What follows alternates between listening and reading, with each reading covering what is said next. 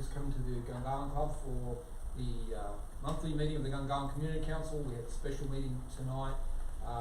We're holding a forum for the upcoming federal election. For those of you who need a reminder, we all go to the polls on Saturday, the 18th of May. What we've traditionally done for our candidates forum is try and give the residents of Gungahlin an opportunity to engage with the candidates for the seat of Fenner, which includes all of Gungahlin and a portion of Belconnen. I acknowledge the representatives from the Belconnen Community Council here this evening. A chance to interact with the candidates and ask questions. So it's really more about the Gungahlin Community Council providing a forum in which residents can query either here in person or online via Facebook the candidates who are standing for the seat of Fenner. Of course, we have a number of activities that we've been undertaking on behalf of the community, and they've translated into a few questions and topics that we'll be putting through the evening. But primarily it's about providing an opportunity for all of you. My name's Peter Elford. I'm the President of the Gungahlin Community Council, and I'll be the moderator for this evening. But I'm sure it'll be all very polite and respectable, and very little moderation will be needed. In a couple of moments I'll give a short introduction to each of the candidates. There are 5 candidates for the seat of Fenner. Unfortunately, David, if you advance the slide, Glenn Hodgson from the United Australia Party has given his apologies, but we're very fortunate to have Andrew Braddock from the Australian Greens. Indication that you are Andrew Braddock. Leanne Castley from the Liberal Party of Australia, Andrew Lee from the Australian Labor Party, and Kate Rutherford from the Australian Progressives. And thank you very much for making the time tonight. I am aware that there is a leaders forum this evening, and so it's great to see you've chosen the people of Gungahlin over the rest of Australia. So thank you for that.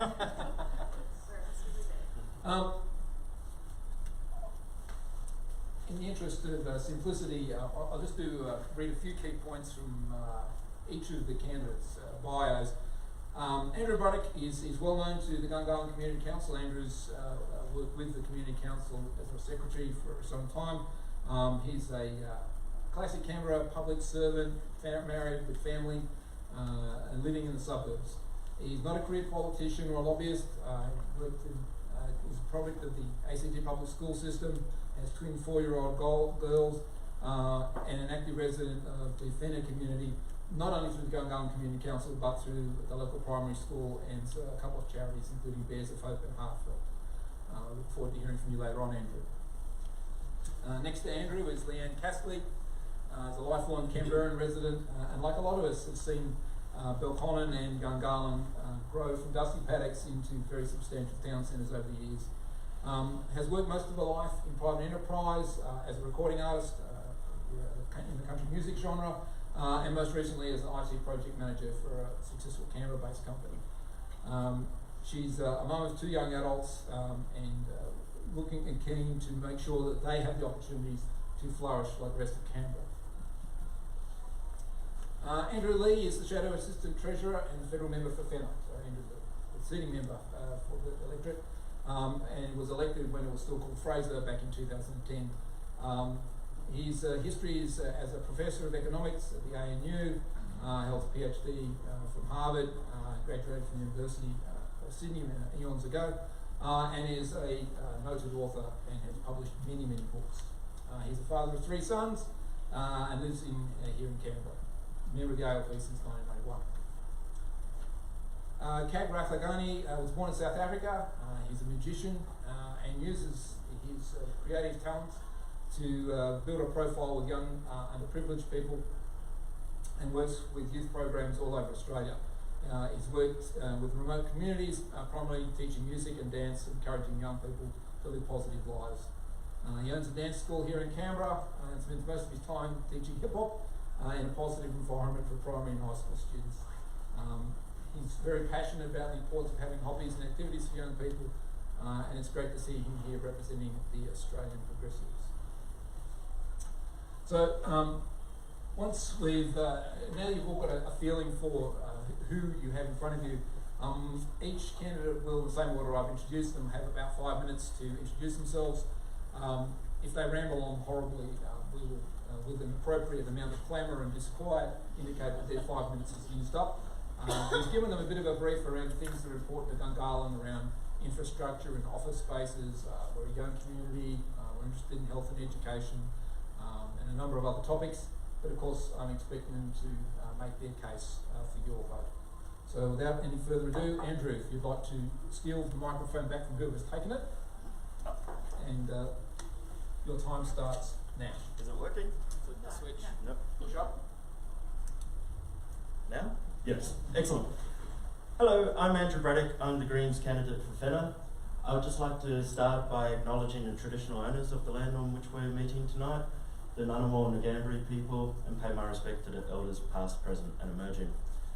Now, as Peter mentioned, I'm basically a suburban dad, active member of the Fenner community. I've lived here for about 9 years or so. And why I'm running is because my twin 5-year-old girls who are watching on the live stream tonight at home, it's for their future. So tonight, instead of me lecturing or speaking at you, what I'm actually going to do is a bit more of an interactive exercise, and it's going to be via hands up, which now realising with the live stream at home doesn't work as effectively, but there you go. So, for example, if I was to start with a simple statement, hands up, who thinks Fenner is a safe Labor seat? Hands up. Yep. If you weren't aware, it's been Labor since its inception in 1974. 62% on the two-party preferred at the last election. So it's a very safe seat, so you don't worry. You're not in danger of putting Scott Morrison back in power. Second point, what has been a safe Labor seat actually brought to Fenner? My answer is not a lot. For example, when was the last time you saw Bill Shorten, Scott Morrison, or any of the other leaders we've had over the past 10 years do a walk down Hibberson Street, spreading electoral goodies? And the answer is not much. We haven't done too well out of that. So I'm running for the Greens so we can actually have an alternative voice, to give voice to those people to say, the policies of the major parties do not represent us. So for example, who here thinks there's too much corporate influence and money involved in politics? Hands up. Yep. Who thinks those corporations donate out of the goodness of their heart and don't expect anything back from their investments into the parties? No one, for the benefit of those at home. I am running because I want to clean up politics. I want to ensure there's a donations cap in place so we don't have this corporate influence in politics, which skews our electoral system. Or moving on to another system. Hands up, everyone here who thinks climate change is a real and happening thing. Congratulations to everyone with your hands up. You've beaten the dinosaurs that are within the Liberal Party. Well done. Now, acknowledging we've got a climate emergency, hands up anyone who thinks the Adani mine should actually proceed. We've got a smattering of hands. Hands up anyone who thinks we should be using taxpayers' money to subsidise new fossil fuel projects like fracking, new coal power stations, new coal mines.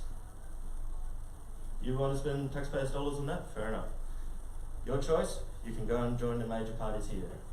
For everyone else, the Greens are offering you, saying, we don't want to support those industries. Now, hands up anyone who wants to try to keep global warming to 1.5 degrees. Noting we've already passed 1 degree. Great.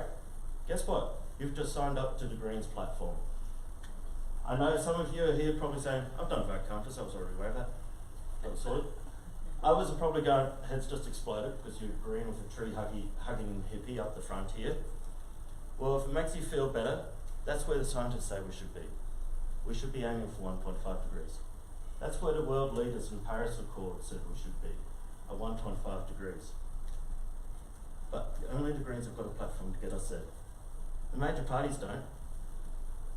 So why do we keep voting for them? Stop encouraging them. Please, this time, vote Greens for Fenner to make sure your voices are heard. Thank you. Thank you very much, Andrew. And we'll be very lenient on others because he donated a minute back to the speakers. Yeah, you'd like a few minutes. Well, as you've heard, I'm Leanne Castley. You know, I've lived and worked within the Fenner electorate actually most of my life. I went to Chelmsford High School, Fling Primary School, and I understand the struggles that every one of us in the electorate have faced. As a business owner, and also as a muso, I run my music business, you know, full of the red tape, and I believe that business owners need to be free of that. We're good, responsible citizens and understand the struggles that we all face. As a working mum, I know how hard it is to make ends meet. And like the rest of you who has kids, we want to make sure that they have the very best start in life. And I hope that my kids stay in the electorate forever, because I don't want to be without them, you know, and their grandkids and all of that sort of stuff. Being new to politics, I believe that I bring a wealth of real life experience. As you heard, I'm an IT project manager. I've done many different roles. And I've lived a full life, and I believe that I'm a relatable candidate to many of the people that I'm meeting door knocking, and I'm loving hearing everybody's stories because they're very similar to mine. Everybody is struggling with the cost of living and trying to keep up with the taxes that are constantly imposed on us. I believe that hardworking people need to be rewarded, that we get up every day, we go to work, and we pay our taxes and we contribute to society, and that's crucial to building a strong community. I also believe that family values are the cornerstone to a strong community.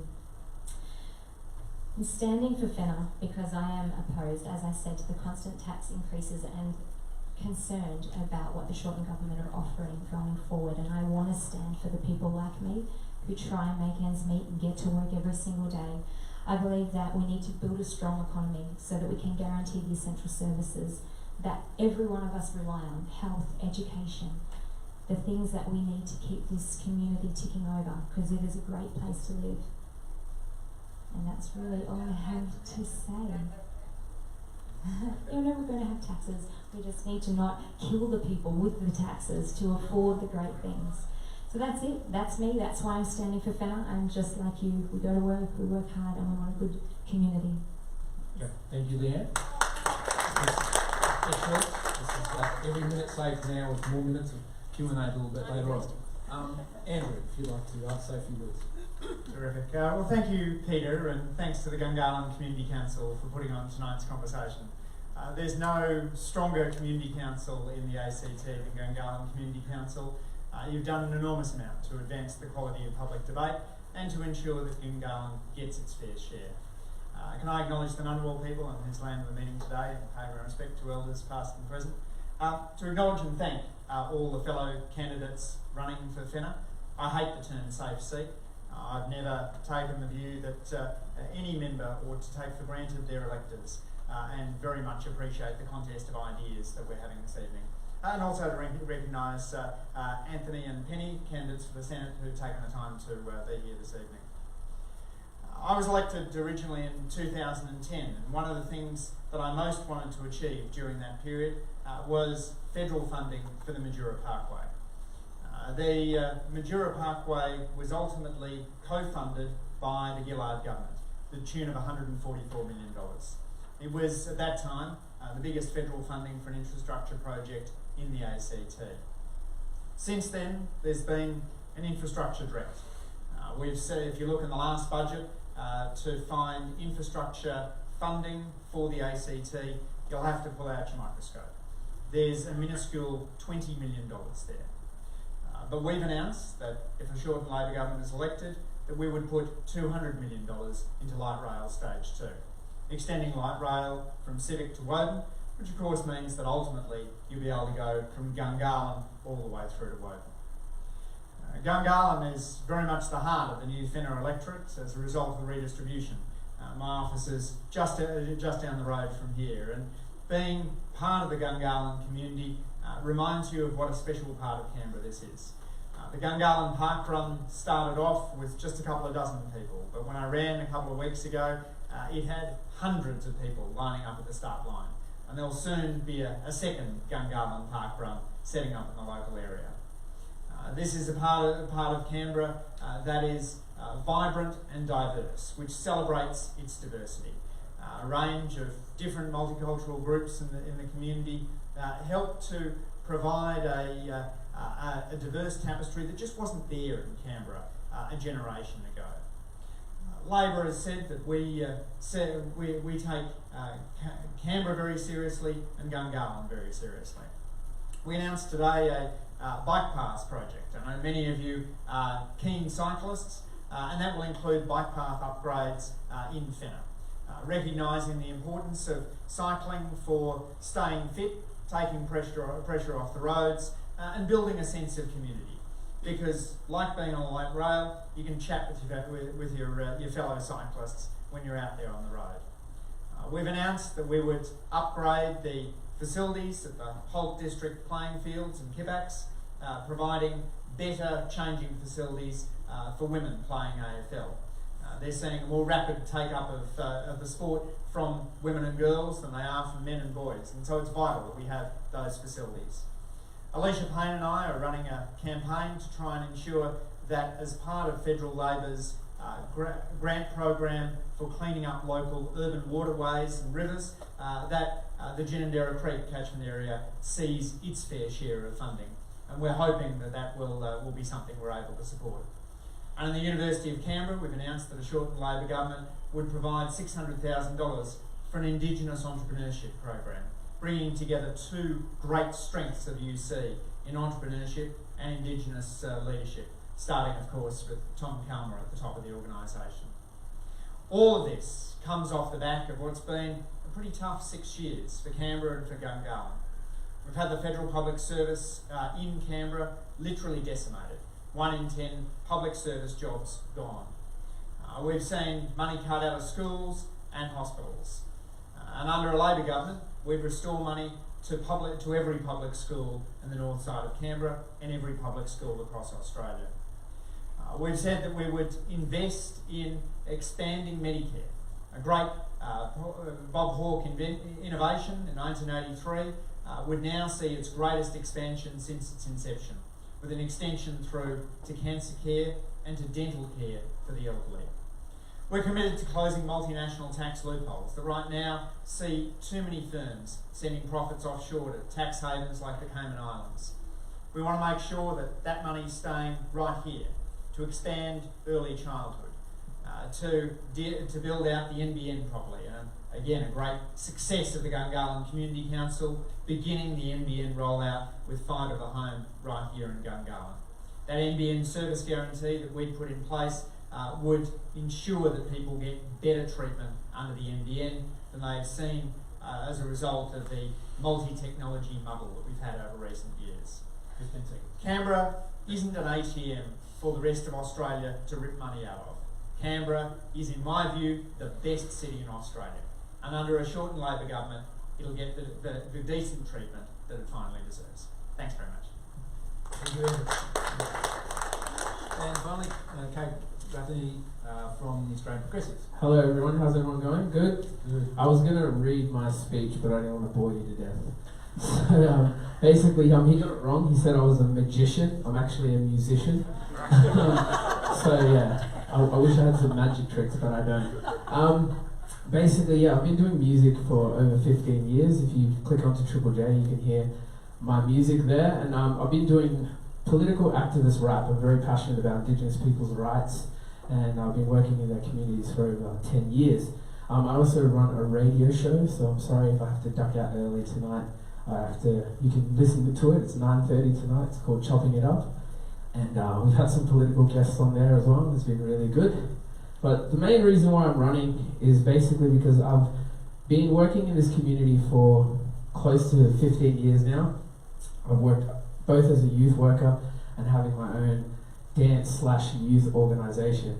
And the common thing that I'm seeing is the constant demonisation of refugees and families that are coming from overseas because they're fleeing war-torn countries and they're fleeing different kinds of environments. And basically this is close to my heart because my dad came here fleeing South African apartheid in 1988, and he actually had a economics degree from Durham, England, and he came to Australia, and you can imagine graduating from one of the prestigious universities in England and working here as an Arnott's biscuit factory worker. So that's what my dad's first job was. He did that for 2 years until he finally got a job in foreign affairs. So for me, as a young person, I see a lot of the rhetoric and the notes and things that people talk about, refugees are going to come here and steal everyone's job.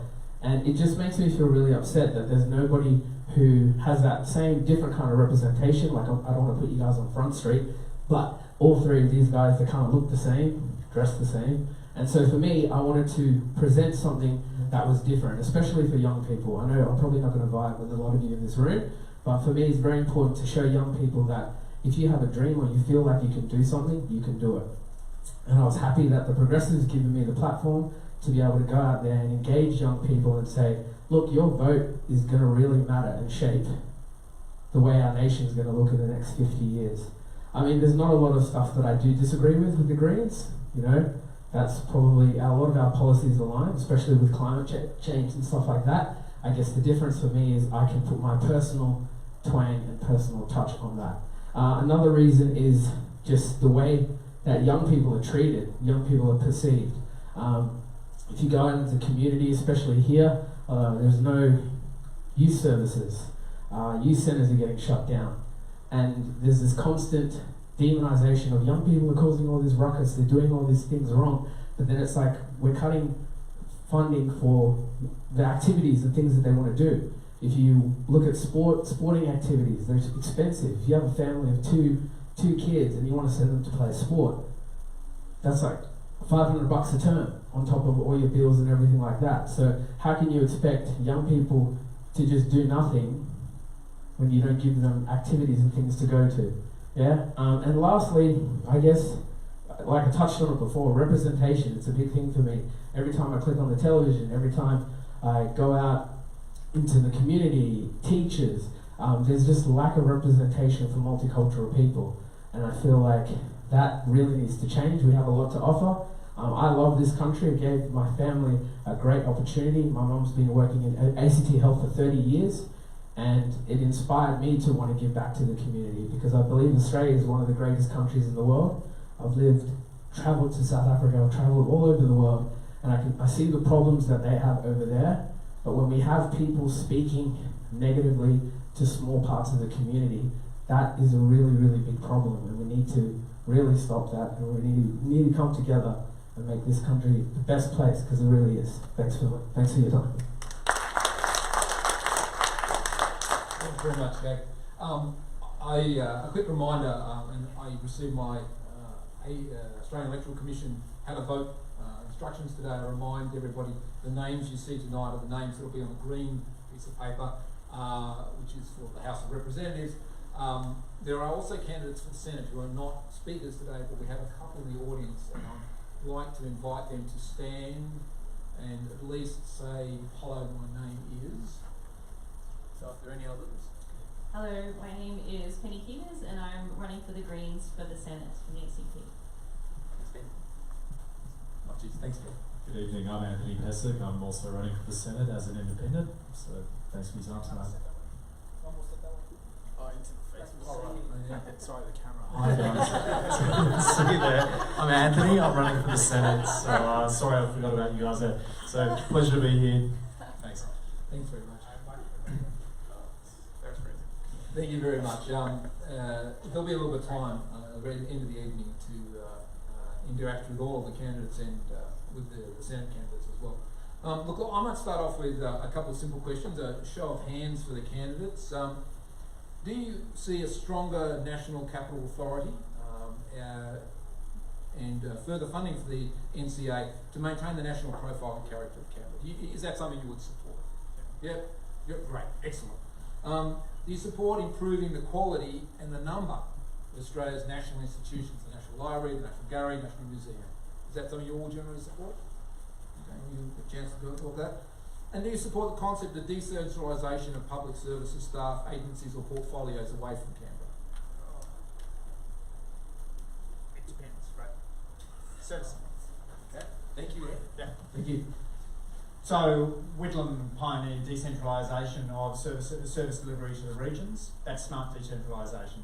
Barnaby Joyce pioneered destroying the Pesticides and Veterinary Medicines Authority at a greater cost to the taxpayer and to the industry by pork barrelling public service jobs to his own electorate. That's dumb decentralisation. Any other comment? No? Yeah, one more. No, I believe that we need to keep as many jobs in the electorate as possible, and I would support any opportunity to keep our town centres full of people working any kind of jobs are what we need to be standing up for. Right, thank you. And that allows me to jump straight to our number one topic that we think is important, we the Community Council think is important, and that's employment in Gungahlin. The town centre really depends on investment by the Commonwealth. So just to follow up with you, Leanne, the ACT Labor government, when they were elected in 2016, made a commitment to work with the federal government on the idea of developing a smart work hub for public servants to work out of Gungahlin and therefore create a centre of employment. Has there been any progress on that? Is that something the current government has been able to progress with the ACT government? Look, I mean, from a personal perspective, I would work with any kind of initiative that would bring more jobs into Gungahlin, but there's been the opportunity for the ACT government to do this for the last 20 years. I'm not quite sure why it's taken till before an election to announce this. So, I'm all for jobs. Excellent. Well, I guess over to the other candidates then, and I'll start with Andrew Braddock. Very inconvenient having two candidates with the same Christian name.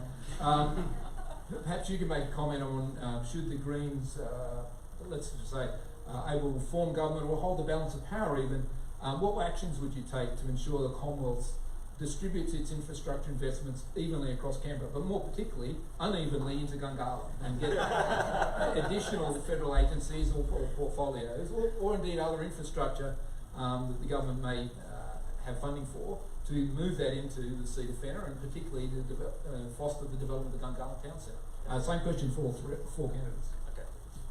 Lots of aspects to that question. Firstly, should the Greens form government, I'd be extremely excited.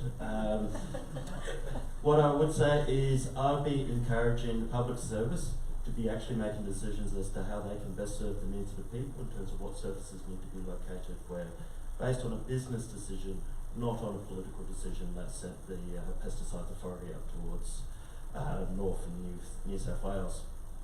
That being said, also very supportive of the concept of the Smart Employment Hub because that gives the opportunity to reduce the amount of commuting people have to leave every morning outside of Gungahlin and then coming back every evening.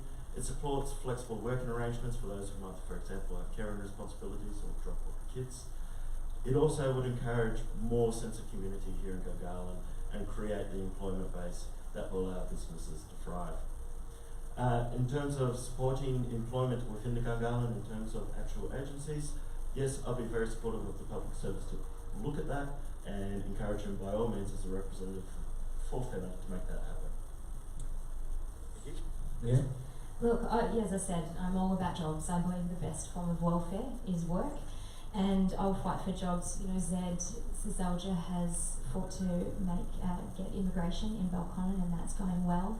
I believe there will be an announcement tomorrow, watch this space, with regard to DHA, and that was a promise that Zed came out with last election, which, the more people we have working here in the town centres, the more our economy is boosted within the electorate, and that's absolute gold. If there's the opportunity to bring another 290 jobs into Gungahlin, think of what that is going to do to repair some of the damage of the businesses that have lost traffic through, because of a bunch of, changes going on in the middle of Hiddison Street.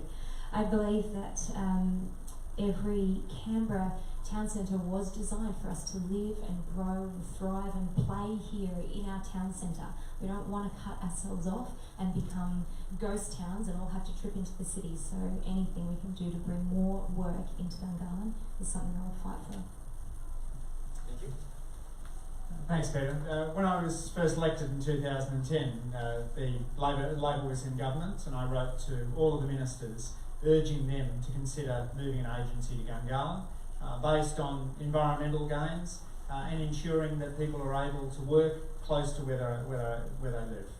I think it has been good to see some DHA jobs, a couple of hundred DHA jobs coming here, and the ACT government's decision to open the Access Canberra office. But I'd like to see more. I'd also like to ensure that we don't ever again see a repeat of the attempt to move immigration out of Belconnen. That was a move under the Abbott government. It was looking like moving thousands of jobs out of Belconnen to the airport, and only a very strong community campaign eventually forced them to back down.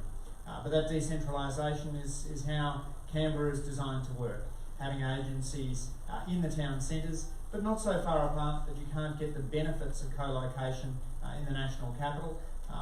Australians want their public servants to work together across agencies, and so that's the great strength of the national capital, being able to get that cross-agency work while benefiting the town centres at the same time. Thanks, Andrew. Okay. Yeah, it sounds like common sense to me. As long as it's done ethically, and I feel like as you know, it's going to bring more, obviously, revenue into the surrounding businesses. But as long as it's just done in collaboration with both, I think both parties need to stop just hating on each other and work together. The major parties. I mean, I'm not delusional. I know the Progressives are not going to get government, but I feel like all this kind of like talk about what this person did in the past is the past, leave it in the past, and focus on the future. Thank you. All right, well, now's the opportunity for all of you to have your say. We'll have some people online as well. We do have a throwable microphone, and when I say throwable, I genuinely mean it's throwable. So if people could make sure that when they get before they speak, they wait until the microphone has got to them. That would be great, and that means we can then capture your comments, and it'll also get amplified. So, first question here from the front right. Now we talk.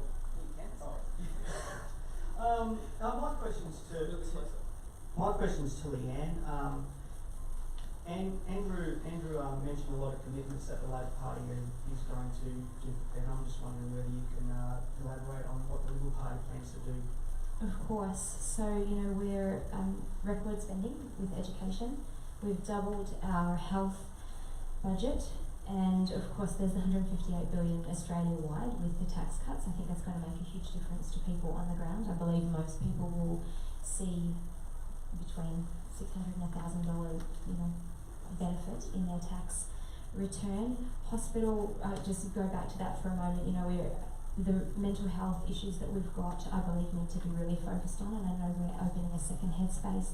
There's going to be an eating disorders clinic, which is something we've sorely been lacking. I believe there's also a second MRI option at the Calvary private hospital for Medicare patients, so that's now listed and that's available to everybody.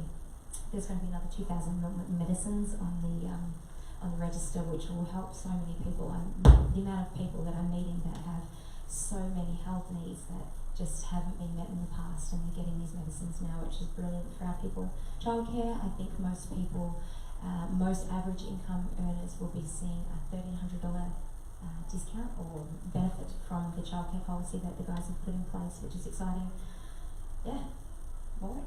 Yes. Thank you. Any further questions? Kevin, just here. Just lob it along, or get one of my microphone assistants. Oh, there we go. Turn on the throwable. Just don't drop it. Right. Yes.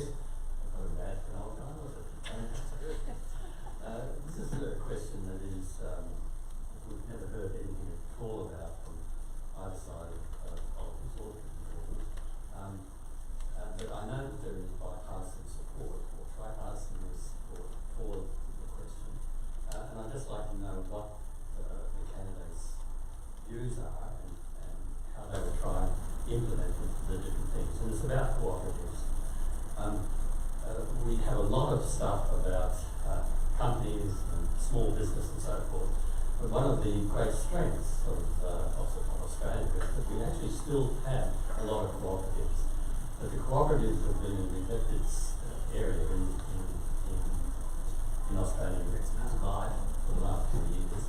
And I'd like to know what sort of things that you would like your party to support in the area of cooperatives and how you're going to strengthen that area. Thank you. Any volunteers? Absolutely. Andrew. Kevin, great question. By the way, those on Facebook, you're really missing out on this throwable microphone. Hopefully it'll get thrown at us at some stage. So I'm the Shadow Minister for Charities and Not-for-Profits, which means that I have responsibility for cooperatives and mutuals. And the cooperatives the mutual sector is extraordinarily important. 4 out of 5 of us are members of co-ops.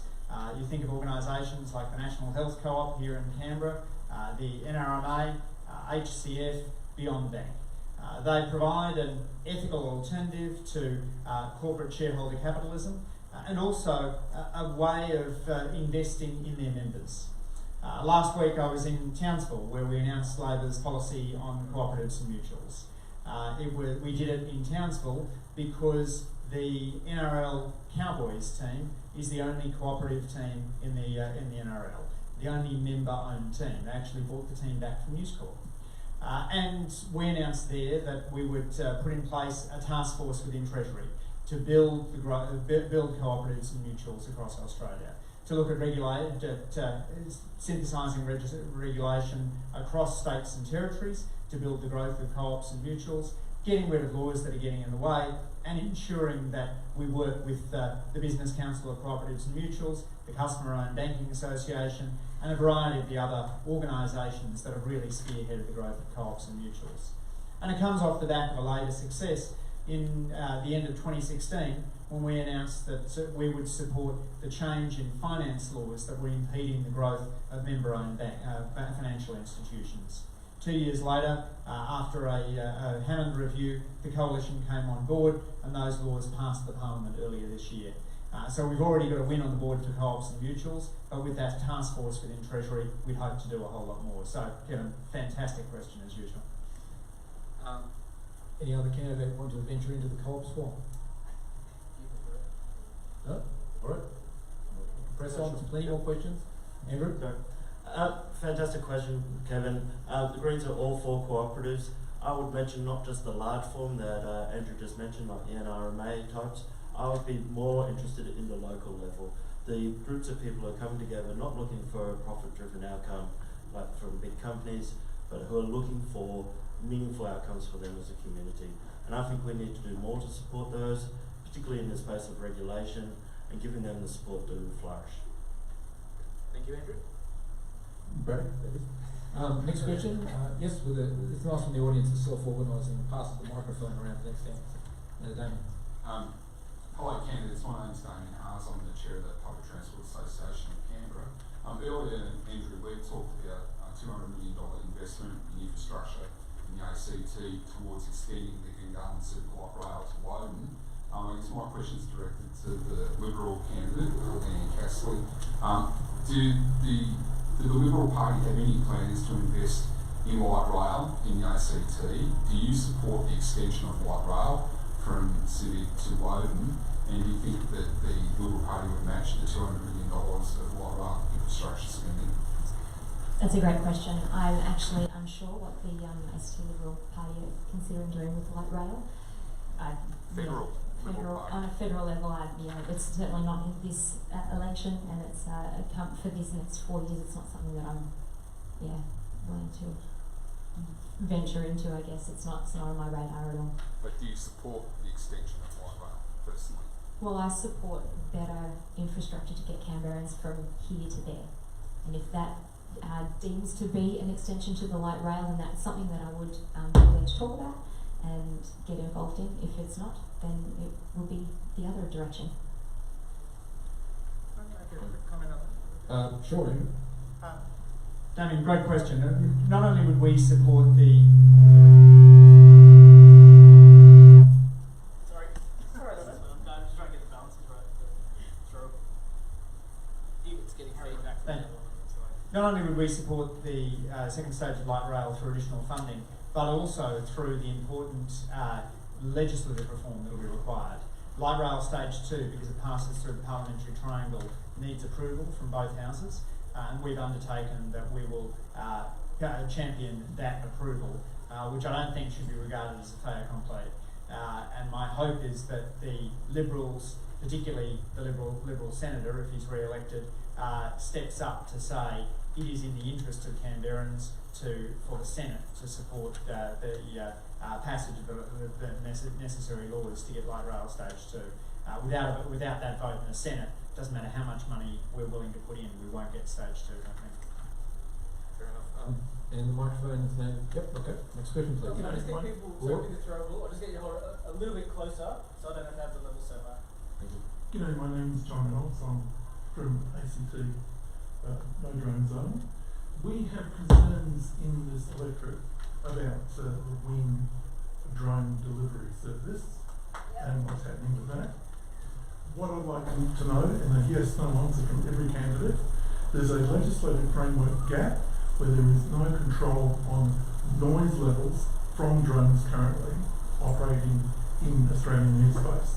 I'd like to know where each candidate stands in actually fixing that legislative gap to introduce controls on noise levels, especially in residential areas, for drone operations. Thank you.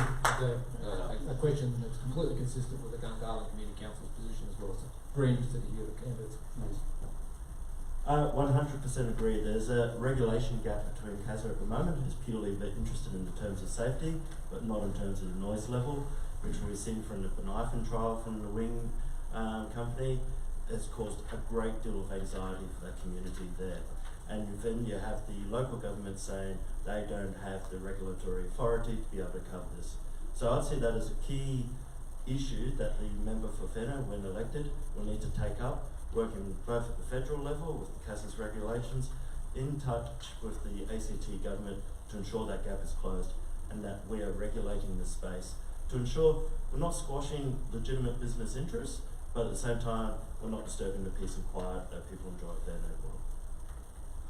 Andrew?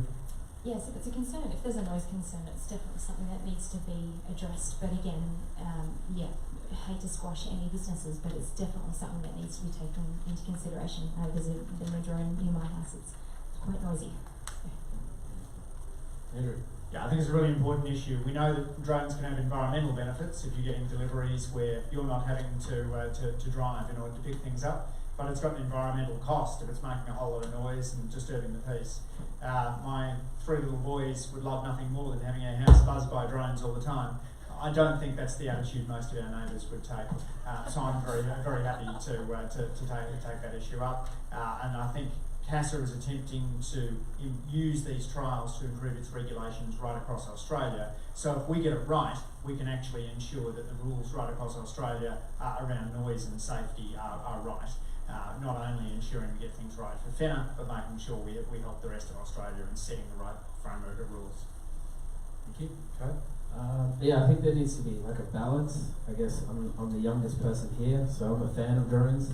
I fly them myself in a lot of my movie production and stuff like that. But I do think that there needs to be clear rules and regulations, and maybe when people go pick them up, they have access to them upon purchase. Because the last thing you want to do is have, a lot of 12, 13-year-old people fly drones. So how are you going to police that? Go around with the drone police?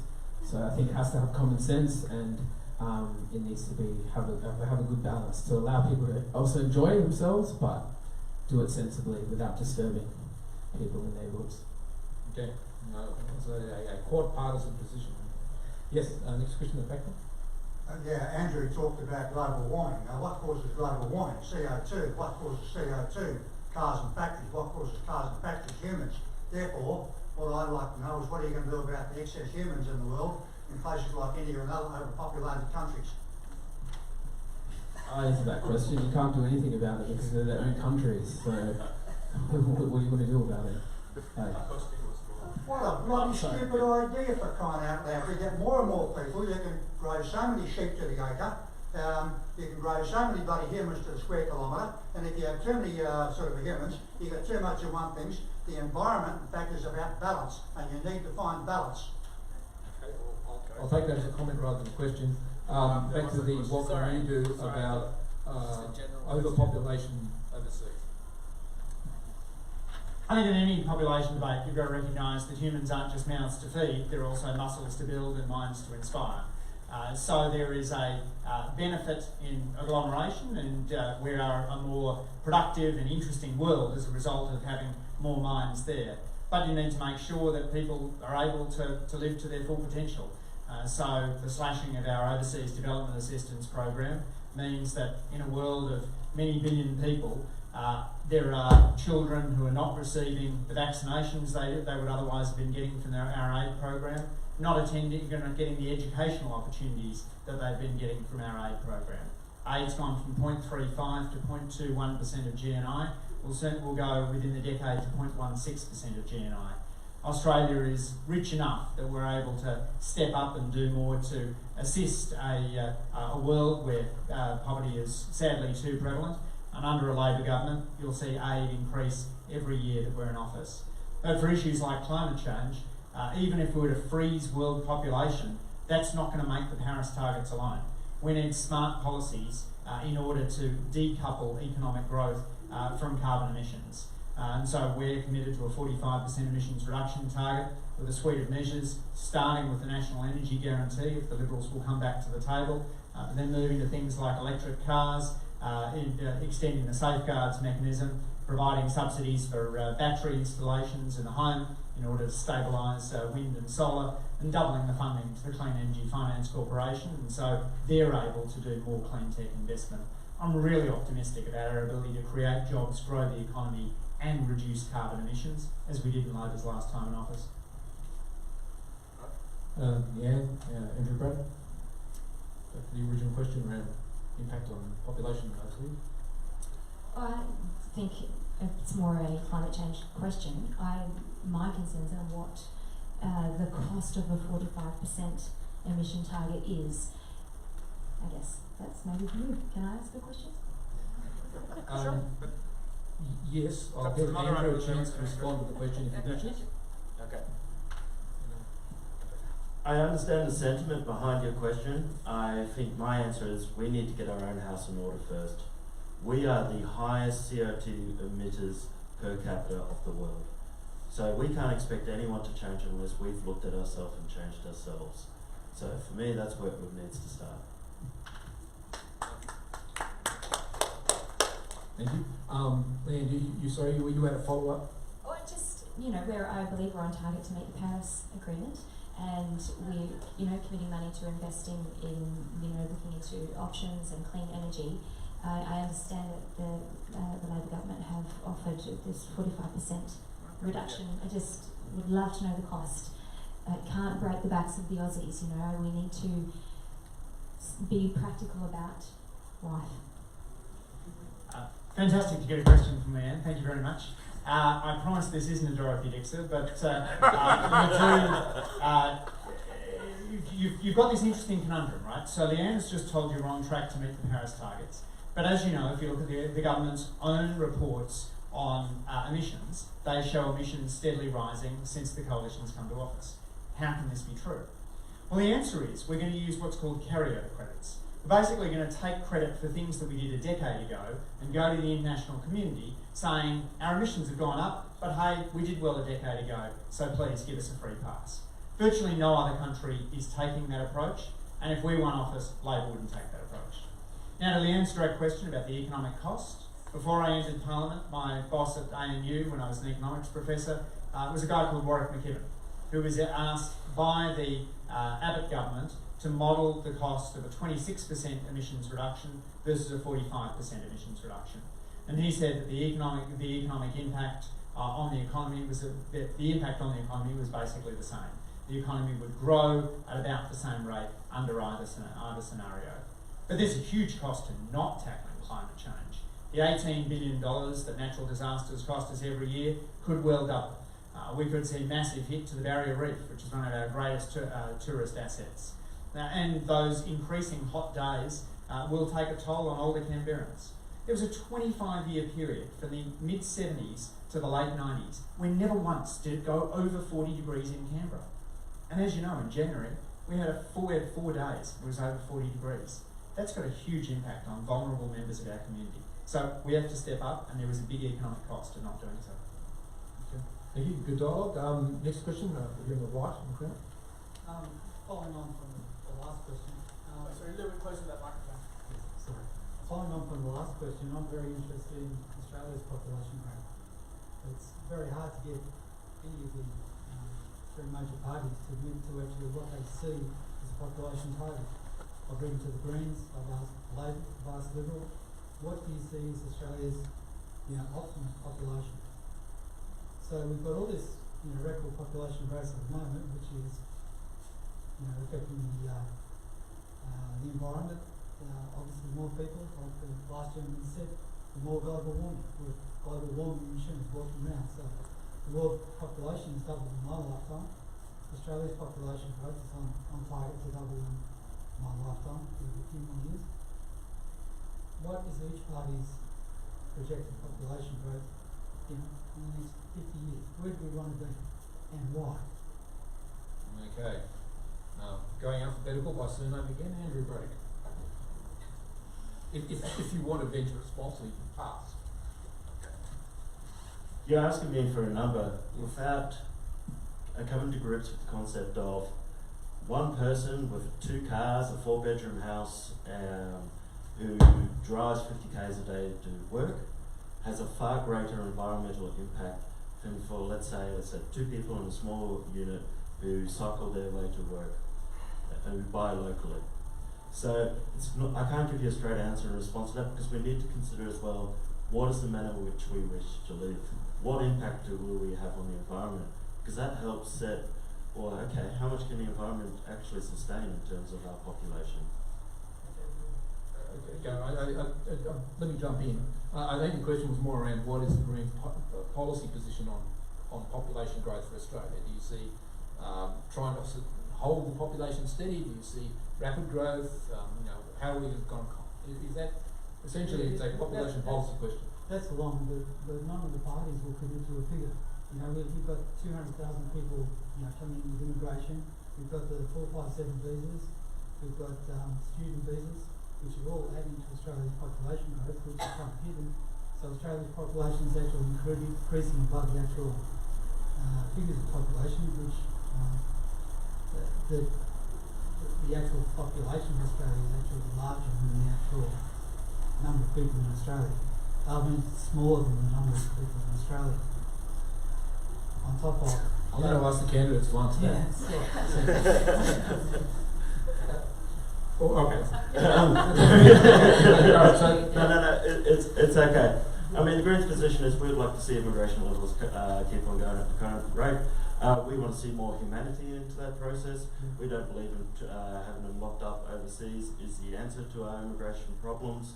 We want to see effective family reunions, integrating members into the community. So I can't give you a specific number, unfortunately. That's not in our party platform. Yeah, so that's the answer to the second part of my question, which is why? Why do we need to increase? And so you said we need to increase for families to get together and to bring population from other parts of the world to Australia to help them alleviate their excessive population rate.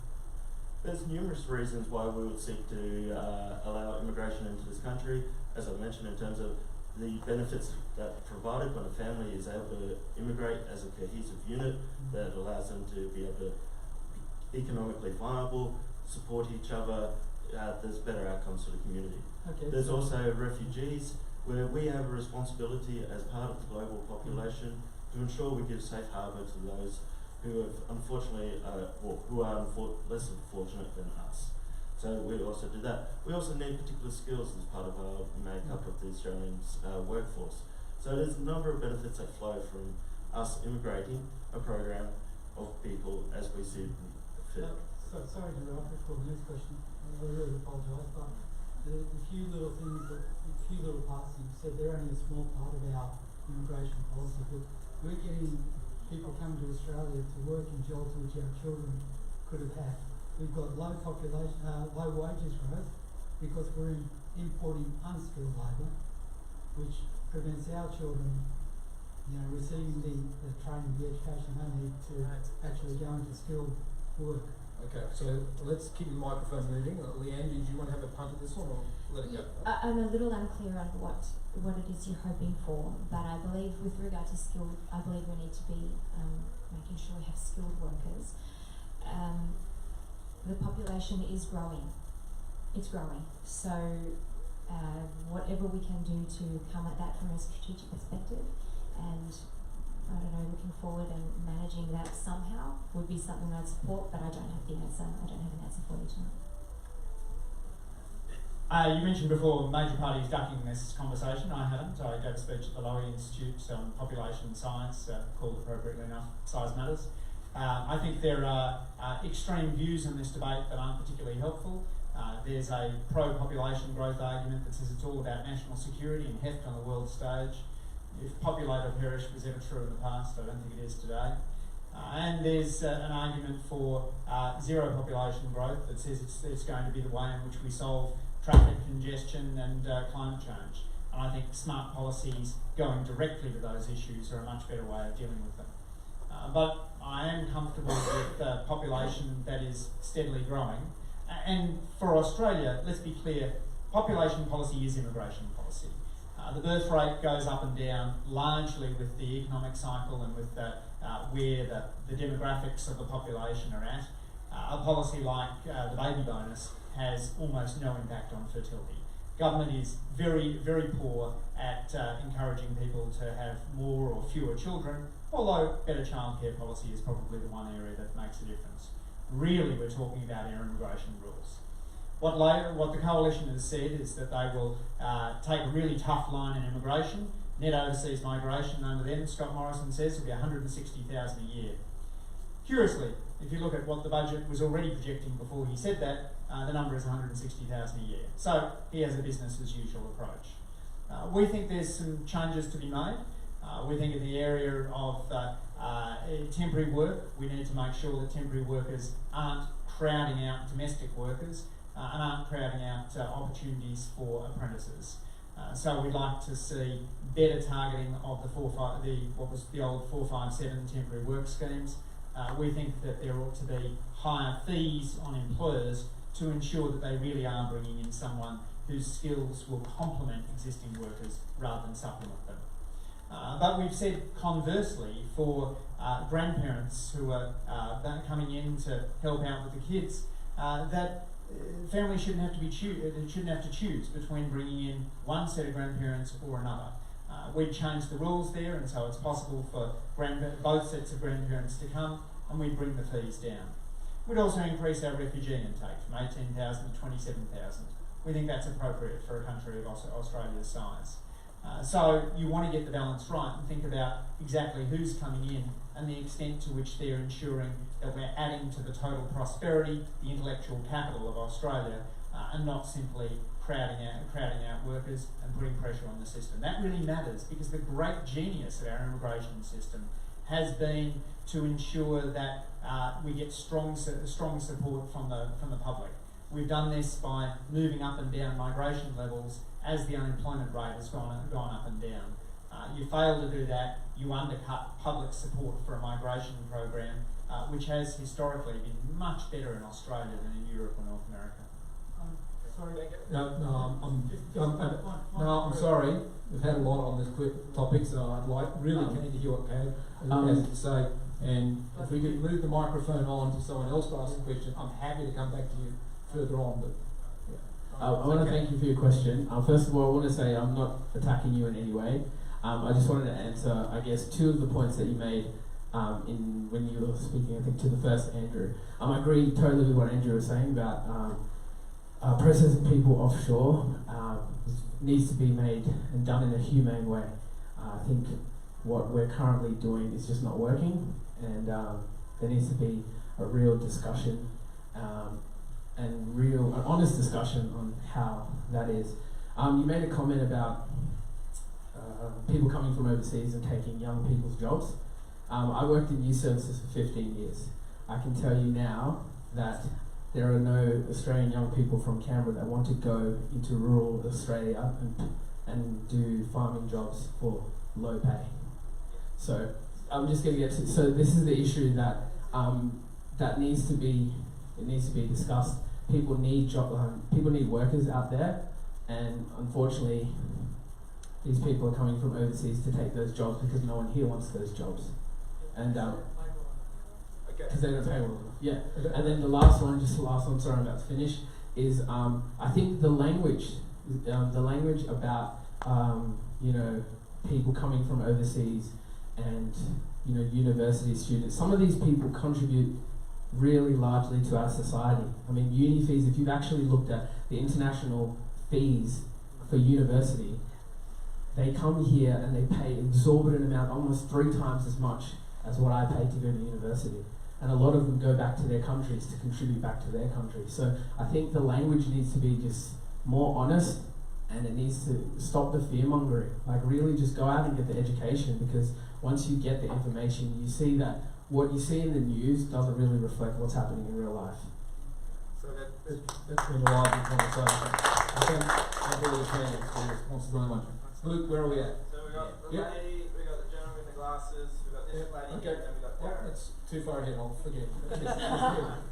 I'll try to keep it quick, and thank you for the opportunity to talk to you tonight and to reach out to the council, because I really appreciate all the work you guys have done. Obviously I'm supporting the No Drone Zone group, and I want to tell you why. It's the first time last weekend that I wrote to all your parties ever. I've never written to politicians. I live in Franklin, opposite right near Mitchell. Last weekend, drones flew over or near my house about 50 times, which I expected from Wings in Mitchell, a company owned by Google. God knows why they need more money delivering cups of coffee in Gungahlin. They were so noisy, it was horrific, and I am obviously really upset. Franklin is usually a lovely, quiet suburb. We spend time growing our gardens, there's a whole wetlands there. There is starting to become a nice place to live. And we've waited a long time for the infrastructure, we've put up with a lot. As soon as the light rail starts, now I get 50 drones over my house. And so I can't believe it's allowed to regularly fly drones over residential areas. Something needs to be done. I need to connect with the right people, because this can't go on. I've learned a lot since Sunday night, Googling and some of the responses that I've received from some of the parties. Obviously the trial of one of them was a complete fail, but you read Wings' perspective of it, and they said, oh, it's great, we did a trial, we did it with cups of coffee, and we can just keep doing this. And for some reason... Just microphone close. Sorry. For some reason, CASA has approved that they can keep doing this, but then you write to CASA and they say, oh, but we're not responsible for noise. So, care factor is very much zero.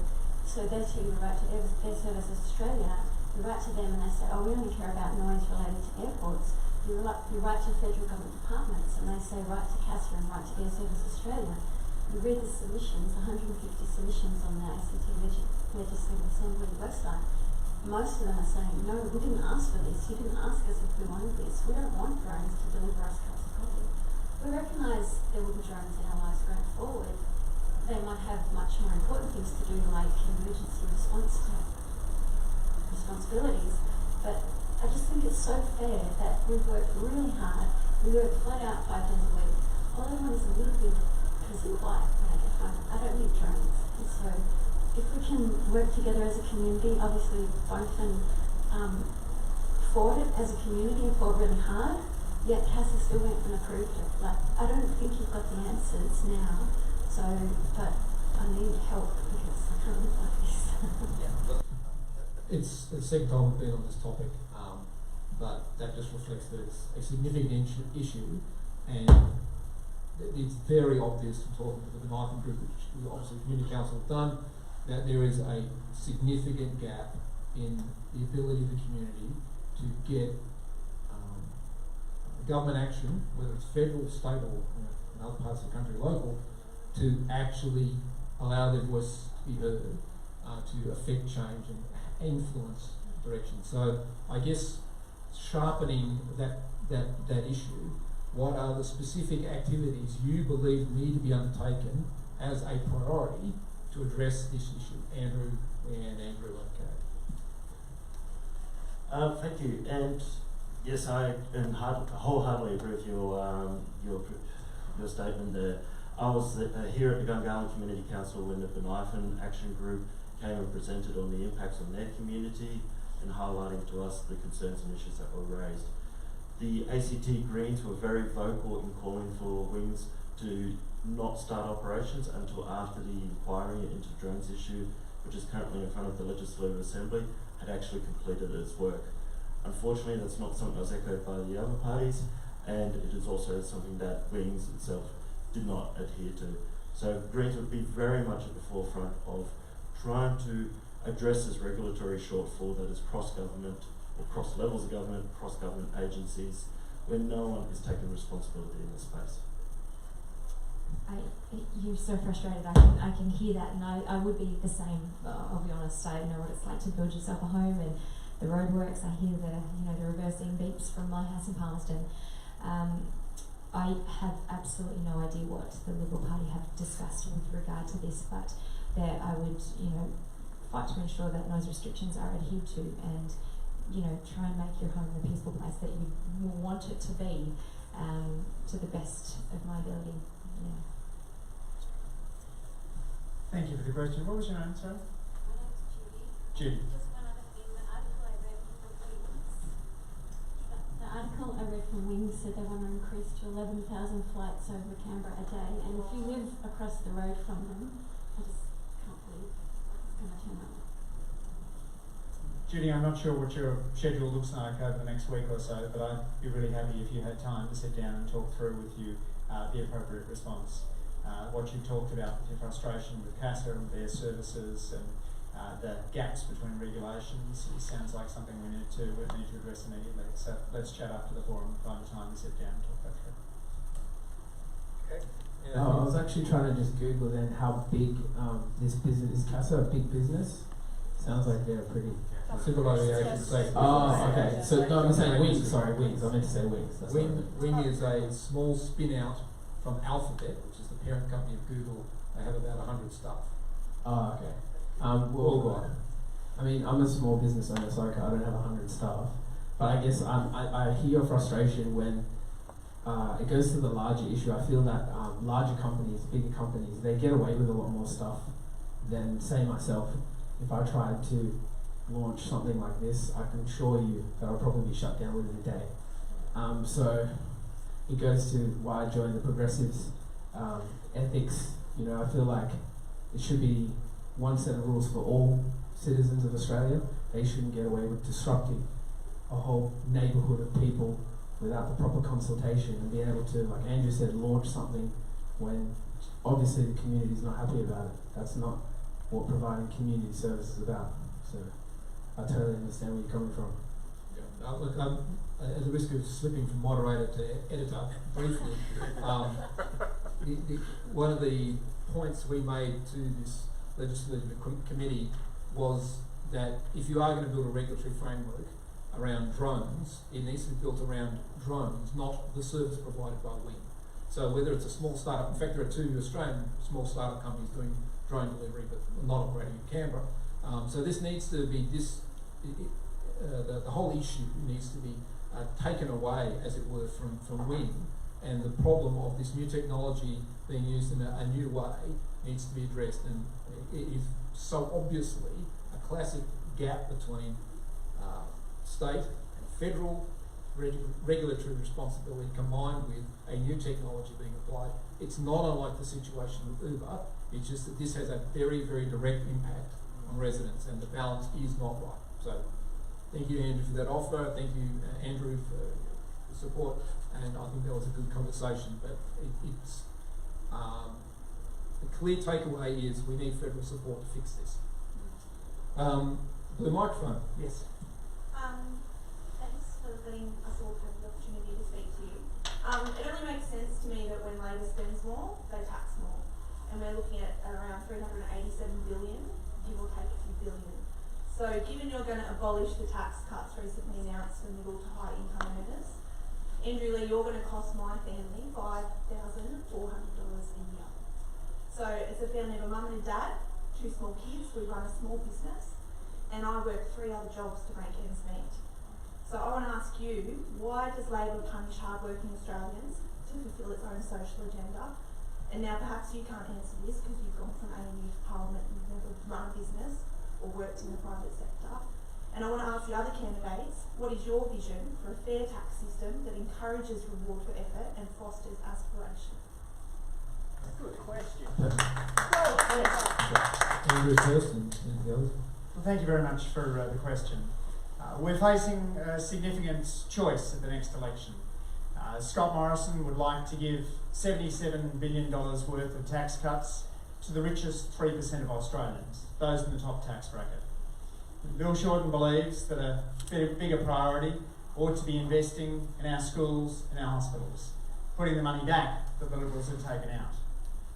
Bill Shorten believes that we need to close multinational tax loopholes. We see too many firms getting away with shifting profits offshore. We saw last week Google and Facebook announcing that in Australia they booked more than $1 billion of revenue, and yet they were paying tens of millions of dollars in tax. They're taking advantage of complicated tax structures that aren't available to Australian small businesses. So yes, we will ask multinational firms that are shifting money to the Cayman Islands to pay more tax. We make no apologies for that. But if you're an average earner, then you will see the same or better tax cuts under Labor. In fact, if you're earning less than $48,000 a year, you will see a larger tax cut under Labor over the next term of Parliament. Yes, Scott Morrison has some plans off in the future. This is the $77 billion, which requires electing him not once, but twice. When it comes to firms, we have the same corporate tax offering as the government. All business in Australia, large and small, will pay the same rates of tax under Labor or the Coalition. But under Labor, they'll get the Australian Investment Guarantee, allowing more rapid write-off of new investments, which, according to work from Victoria University, will have 3 times the impact on growth that you would get out of a corporate tax cut. Under Labor, businesses will do better because they'll face lower energy prices as a result of us actually having an energy policy rather than a policy not to have a policy. They'll have stability in leadership, which I know from speaking to a whole lot of corporate leaders is a massive drain on productivity right now. Finally, we'll also get wages going again. We understand the maxim that my spending is your income and your spending is my income. And so getting wage growth going again is vital to get retail sales going again. And we can do that through restoring penalty rates, through making sure labour hire goes back to its original purpose of filling temporary vacancies, and ensuring that we've got a living wage in Australia. That'll ensure we get faster retail sales. Don't just trust me on this, trust the Reserve Bank Governor, who says that wage growth in the doldrums is one of the key drags on the economy. So yep, we'll close tax loopholes. We will deliver better services under a shortened Labor government, and that's a very clear choice for the next election. Okay, our question was also seeking any feedback or comment. Okay. I was going to say, I feel your pain. I mean, I own my own business. My wife quit her job working. She was working for immigration. She was at EL1, so she was earning about $85,000 a year, and we were paying $45,000 in tax. So it made no sense for her to work, so she doesn't work anymore. Look, I hear this same kind of thing that he just said, and for me, I'm like, I'm gonna be a bit of a smart ass, but I'm like, Google's lawyers are smarter than your guys, man. So you can try and go after them, but history tells us that these guys, they've made, Apple, Google, all the largest companies in the world, they've made a history of dodging and evading taxes, and it's us that end up having to pay it, no matter what. I've even been hit with, wage taxes and I've had to transfer some of my employees to contractors because it's more functional for me. You would know what I'm talking about. So I don't know what the answer is, but I know just you look at the policies, look at what works for you, and make your vote count that way. That's the only way they're going to hear you and listen to you, really. So that's my advice to you. Yeah? Cool. Thanks, Kate. Yeah? The answer is Liberal government. We are reducing the tax from 32.5 cents in the dollar to 30 cents. We are giving businesses the instant asset write-off. We are making sure we don't tax everybody's car, super, rates, rent. The Labor increases to tax, and on our homes would be an extra $56 a week for those who rent. I don't know who can afford that. That would cripple me. My son, he's 22, he's trying to find himself a house. He would never be able to afford to do that on an apprentice wages. There's definitely all the figures that have come out. If you're earning between 40,000 and I think it's 128,000, you'd be better off with a Liberal government on your side. Andrew Braddock. If the answer is a Liberal government, I'm very scared of what the question is. No, we're not in the surplus yet. Use the correct tense, please. What I would say is, we know what we get from these two parties. We see them both in power over the past decades, and you've seen the results of that. To my mind, they're tinkering on the edges in terms of tax breaks here or there. Tax is the price you pay for a civil society. And so the question is, how civil do we want our society to look? Do we want to have a society where you have to pay to get basic education all the way up through to TAFE and university? Do we want a society where you have to pay to go and see the doctor? I know we're out of pocket probably about $50 every time we see a doctor, and that's something that cripples us with 2 young children. Where do we want to be as a society? And the Greens are very clear on that. We're on the side of a society where there is universal free healthcare. We're on the side of a society which includes dental care as part of its medical arrangements, because we know that is one of the key indications of good health. We're on the side of a society where people should have free childcare so they can actually contribute back into the society. So that's where the Greens stand on this issue. Right. Thank you. Is the microphone still floating? Yeah. Darren, just before you jump in, Darren, no questions online? A few comments. Okay. Well, online people, if you wish to ask a question, type it in, and one of the trusty GCC team will pass it on. Darren. Thanks for coming tonight. I know that you've got other things that you could have gone to, but you decided to come here. One of the things that I think that links in, so there's a gentleman over there that was talking about high immigration, and everybody's sort of saying that it's a great thing to have it. That's great, but I believe there's an underlying issue that none of the major parties are addressing here, and that is that even the Liberal Party under their leaders have talked about reducing immigration, but Scott Morrison jumped out from when he was in the Treasury portfolio and said you can't do that because it'll affect the Australian economy. I believe that the reason why immigration is as high and has been under the Labor Party and the Liberal Party is because it's hiding issues with our GDP growth in our country. So our economy is actually not as strong as everybody would like to think it is. I think that the manufacturing industry has been completely hollowed out. There is agriculture that large swaths have been sold off at the moment. Many of our large corporations are foreign owned. I'm wondering, by the time my kids are my age, as to whether or not they're going to be able to get a job, and if they do get a job, whether or not they've been paid fairly for that job. And what I'm really concerned about is all of the major parties are avoiding some of the major issues within our economy. Our competitiveness, we now live in a globalised economy. We're not investing enough into the new technologies and trying to train our kids in order to compete on a world stage.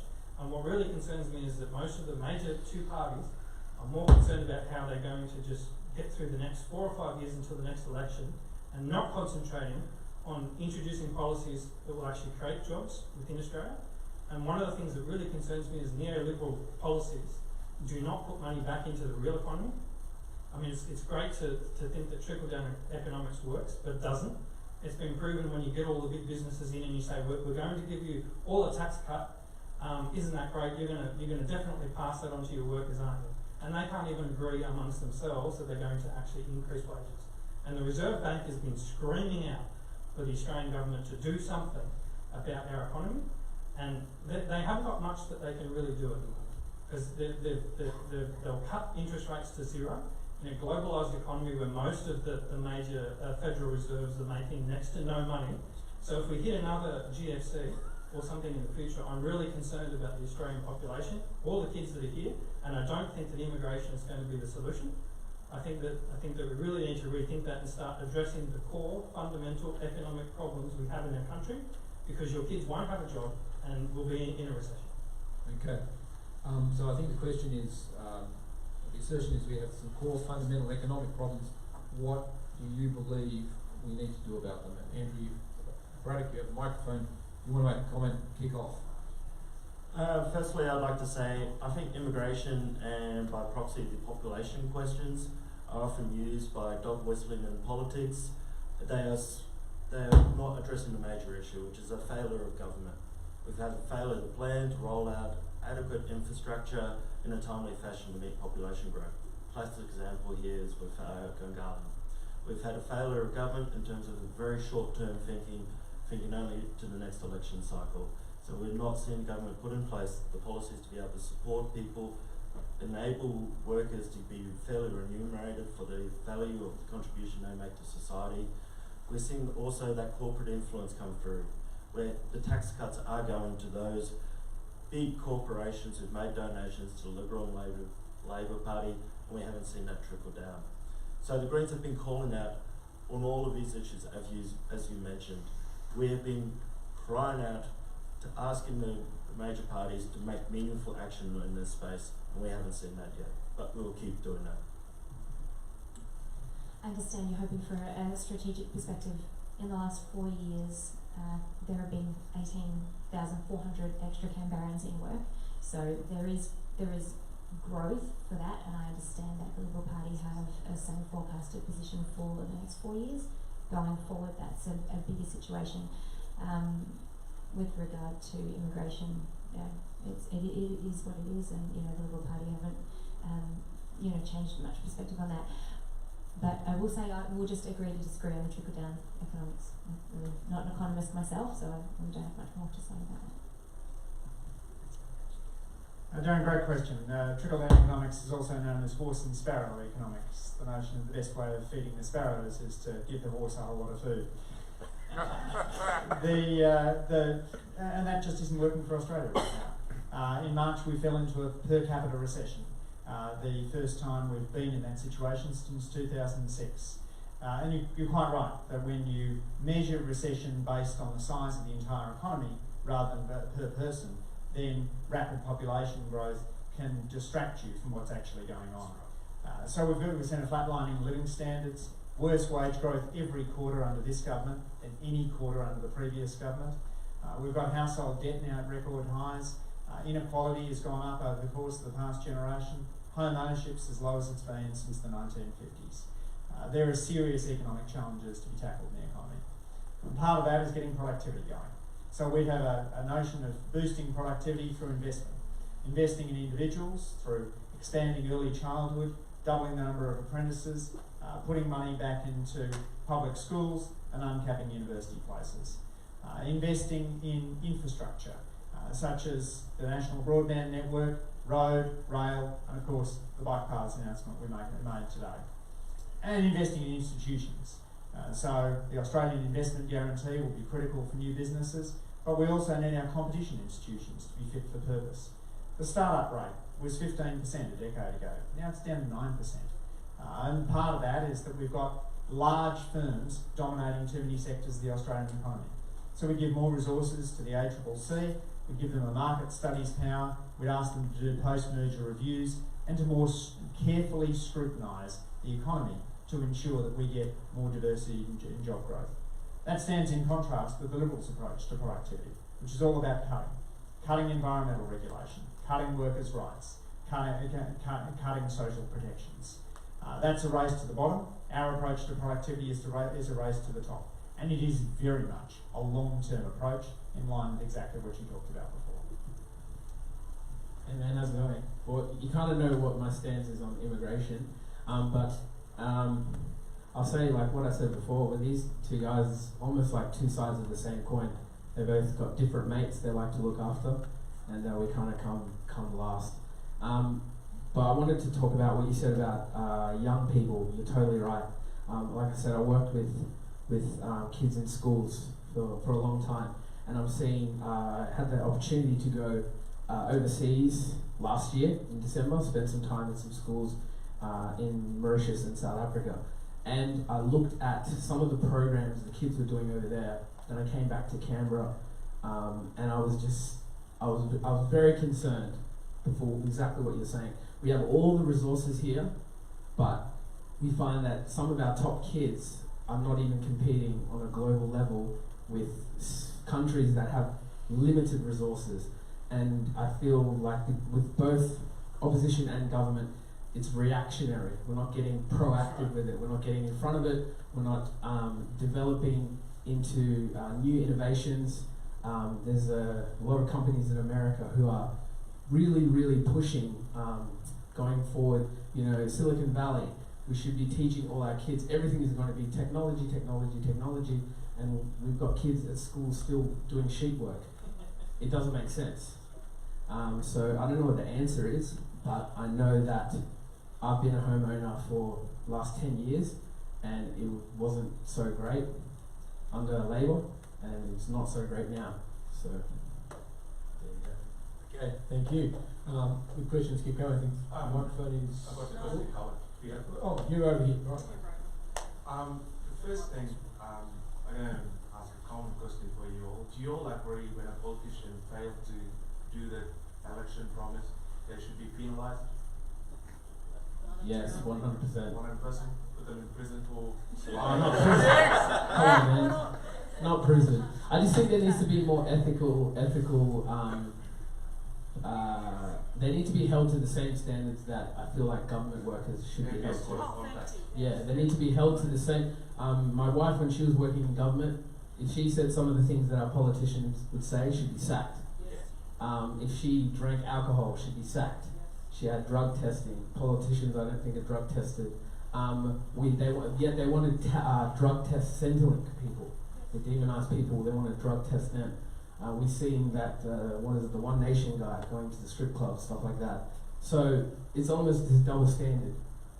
For common people in society, we're held to this standard, but yet politicians do. So you all agree with that? I don't know. I'm just telling you my point of view. I'm not going to speak on behalf of other people. Do any of the candidates want to respond to the question?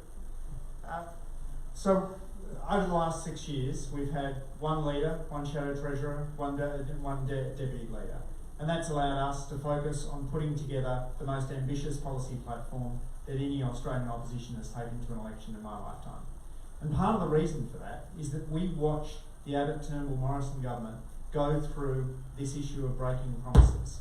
We saw them say no cuts to health, no cuts to education, no cuts to the ABC, and then treat it like that was a to-do list in the 2014 budget.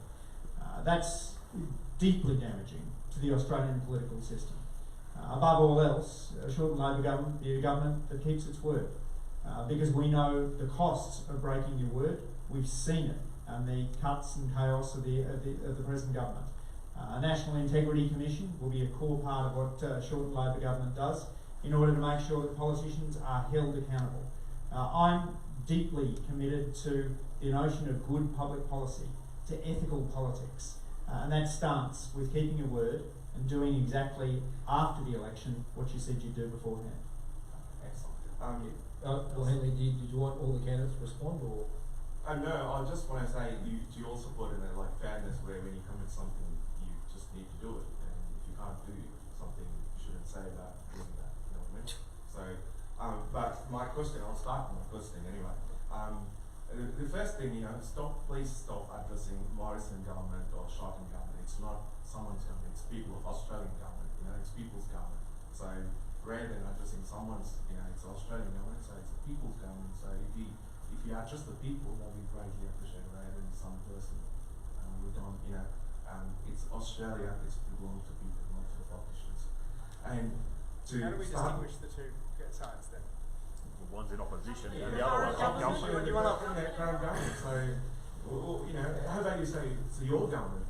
Tell the people that's your government. People will be really, they like the kind of approach. Starting with Andrew. Andrew, you're my good friend, so I wouldn't give you a tough question, but you talked about plants. You love for your environment, you love for the nature, birds, and all kind of things. But I just want to see, what's your policy on the homelessness? Because you want to bring 50,000 refugees into Australia, but I don't see any policies on your website covering about the homelessness people. Like every time I go to the city, my heart breaks. I'm not sure whether you think the same way I think, but I need something to be done for the Australian people, before we look after anyone else. So, what's your thoughts on that? Thank you for describing me as a tree-loving, bird-singing greenpeace subject. To answer your specific question in terms of homelessness, there's 430 people currently homeless in Fenner. That is something that's occurred under the watch of governments of all persuasions who have not made meaningful change. So why should you expect anything different from them? What the Greens are proposing is that we build 500,000 public homes to be able to home those people. For Fenner that meant 440, so we've got 10 spare. We can use that for another purpose. So that's where we specifically propose to address that issue. Okay, excellent. And quick one for you, Liam Gasley. So with some of the programs the federal government stopped now, like especially targeting migrants, some of the programs like anti-migrant programs, like so-called safe school programs. So at the moment it's stopped funding. So would the federal government do the same thing, stop funding and protect the migrant kids in the school? There's a program runs called Safe School. So at the moment the funding has been stopped by the federal government. So would that continue?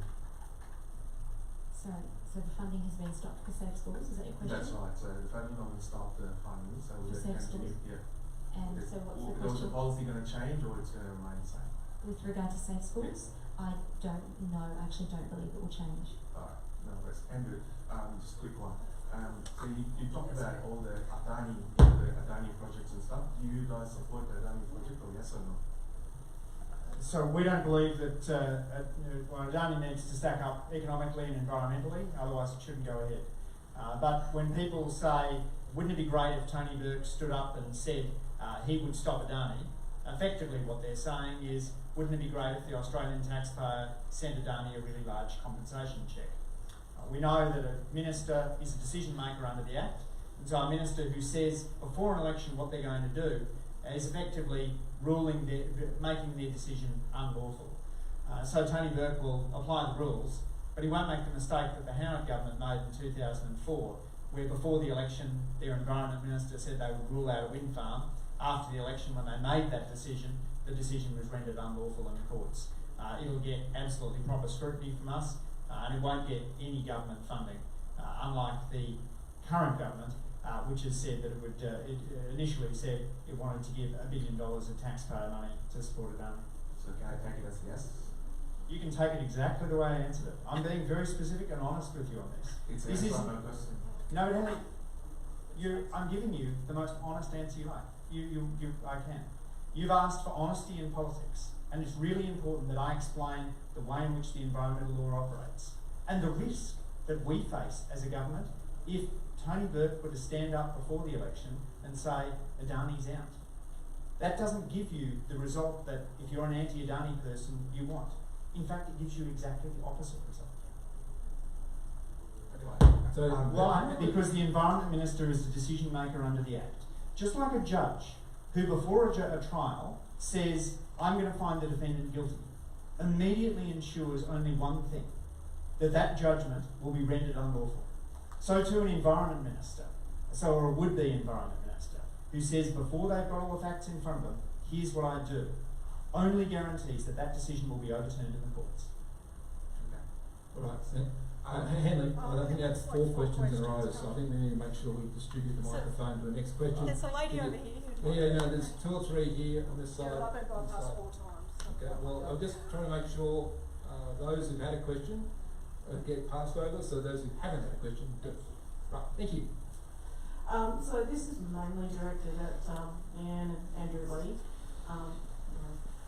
I'd really like to ask about your public service policy, because I'm a public service. I will not tell you who I work for fear of repercussions. But I am sick of public service bashing, and let's be honest, both parties, I'm going to call you both out on this, have used us as a whipping boy for a good 10 years now. So in, what was it? Prime Minister Gillard announced 11 dozen job cuts.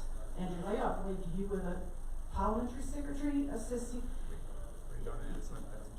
Yeah, you did. I've got the news clippings. I was a union delegate at the time. Then, and you were quite silent on that. Then the Abbott government accelerated that program and increased it. Now, people lost jobs. People in Fenner lost jobs. What are you going to do to stop the public service bashing and actually give us the right to feel proud about the jobs we do again, and to not be the butt of jokes across the whole country. And I think, Leanne, if you get to speak to Scott Morrison, can you please tell him that the Canberra bubble exists on the hill and nowhere else in this town, because this town is full of working families who work really, really hard, who are sick of. I had no pay rise for 3 years. I then ended up getting less than 1%. Not on. This is a company town. If you hurt the public service, you hurt the small business owners. I understand the Liberal Party is not changing its unfair regressive bargaining policy. What is the ALP bargaining policy? I understand the Liberal Party is not changing its unfair regressive compulsory relocation policy. Andrew Lee, can you please clarify what Bill Shorten said when he said we will remove the staffing cap, but the new jobs will be created in regional areas? Last time I looked, this was a regional area. We don't have nationalised television. Why don't we count?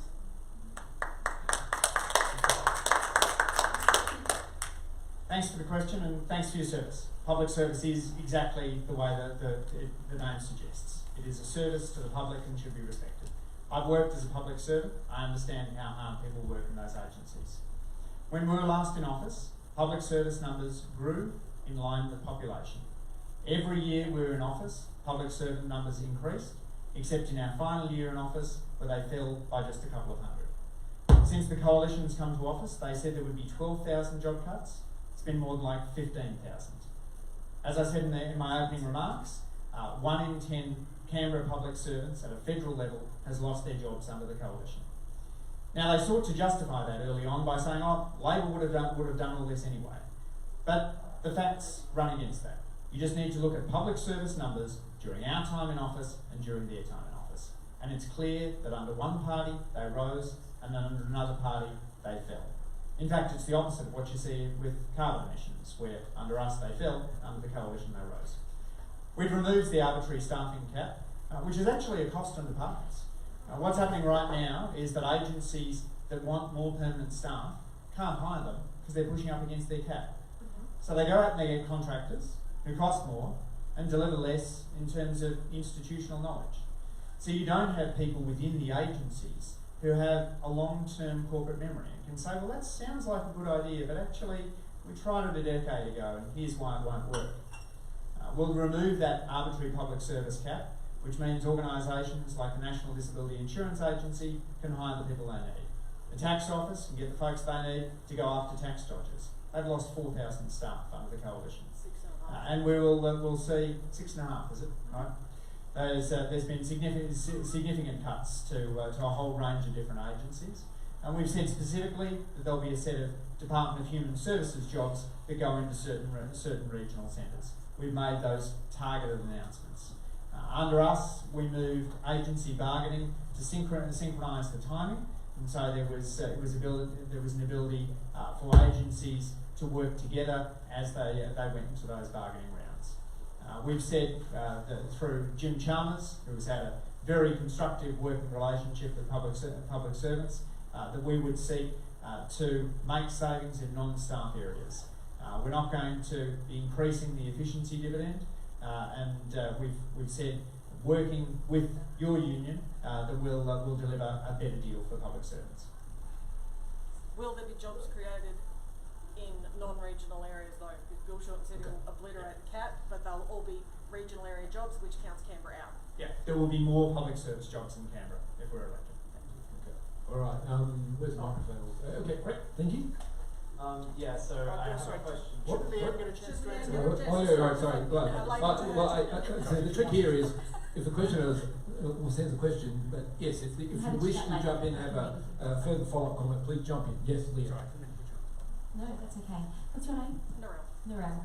My ex-husband is a 30-year career public servant, so I understand the importance of the public service. I've never actually been a public servant myself, but I've contracted into major agencies and understand just how important the public service is for Canberra. I will fight for jobs myself, regardless of what they are, whether it's public service jobs or in private enterprise. And I understand also the fear that is attached to not knowing whether your job will no longer exist. And I think that's at the heart of the issue here. We all have kids to feed and houses to pay off, And I hear you. It worries me also in private enterprise. So there were so many questions and so many comments. My one back to you is that I will fight for jobs, regardless of whether it's the public service or the private enterprise. Can I just jump in here, Peter? What a load of political speak we've just heard from both of the major parties on this issue. I think everyone in this room has the memories of both governments of both stripes and what they've done with the public service here in Canberra.